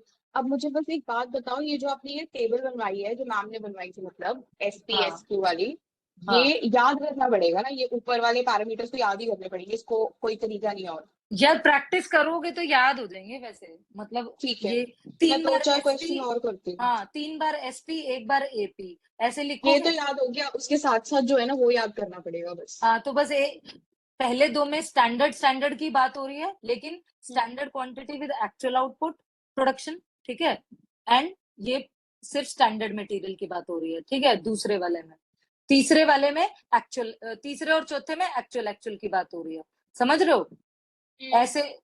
तो जब आपको एसपी और एपी याद हो गया 4 कॉलम में, तो लास्ट के 2 कॉलम में एक्चुअल की बात कर रहे हो आप, एक्चुअल क्वांटिटी कंज्यूम्ड की, और पहले 2 कॉलम में स्टैंडर्ड की बात कर रहे हो, लेकिन एक प्रॉपर स्टैंडर्ड और एक आउटपुट, क्योंकि 10,500 यहाँ पे जो स्टैंडर्ड था वो हमने 10,000 ही मान के चले थे, राइट, क्योंकि 100 बैचेस को 100 उसको बनाने के लिए मेरे 10,000 वो लगने थे, इनका अगर आप टोटल करो तो ये 10,000 कप्स निकल के आएगा। ठीक है, करेक्ट। लेकिन यहाँ पे 10,500 कप्स की कंजम्पशन मुझे बताई हुई है, तो उसको मैं स्टैंडर्ड की रेशियो में चेंज कर लूंगी with the help of the ratio हाँ, मेरे 10,500 को को। पता है सबसे ज्यादा कंफ्यूजन ये जो फर्स्ट वाला कॉलम होता है ना, इसी में होता है, जहाँ पे स्टैंडर्ड क्वांटिटी पर एक्चुअल प्रोडक्शन निकालनी होती है। वो मेरी हाँ कैलकुलेशन हमेशा गलत वो, होती है। तो मैं वो प्रैक्टिस करके देखती हूँ। ठीक है, आई एम हाँ प्रीटी श्योर कि एक बार प्रैक्टिस कर लूंगी 4-5 क्वेश्चन तो हो जाएगा। क्योंकि मुझे समझ आ गया, मेरी सबसे बड़ी confusion in ma'am's way was कि कनेक्शंस कैसे बनाने। Now that you made me understand कि सबसे फर्स्ट लेवल के कनेक्शंस इमीडिएट नेबर्स से बनेंगे, सेकंड लेवल का कनेक्शन सेकंड नेबर से बनेगा, फिर थर्ड लेवल का कनेक्शन थर्ड नेबर से बनेगा। तो वो मुझे समझ में आ गया है, now I understand what needs to be done there. तो ये वे एंड एक्चुअली थर्ड बहुत में इजी, आप सही बोल रहे मुझे हो। मुझे जो प्रॉब्लम होती थी प्राइसेस पहचानने में, तो आई थिंक मैं भी क्वेश्चंस की प्रैक्टिस करती हूँ तो पहचान जाऊंगी वो प्राइसेस लिखने कैसे होता है, SQAP, और मतलब आगे वाले स्टैंडर्ड प्राइस में, बाद में एक्चुअल प्राइस में। तो करती हूँ वर्क उस पे। मुझे तो ऐसा लग रहा है कि हमने जो बुक के तरीके से बल्कि जो सॉल्व किया वो गलत ही सॉल्व किया है, कुछ बेकार सा कुछ गलत ही कर रहा है, पता नहीं नहीं नहीं, अभी मुझे आंसर तो सही आ रहे हैं हमारे, मोर और लेस, एक आधा गलत आया है कहीं पे। अच्छा। हाँ तो हम्म। बट मैम का तरीका समझ गए कितना इजी है, मैम वाला बहुत बहुत इजी इजी है, है। माई प्रेफरेंस मैम वाला तरीका। ठीक है।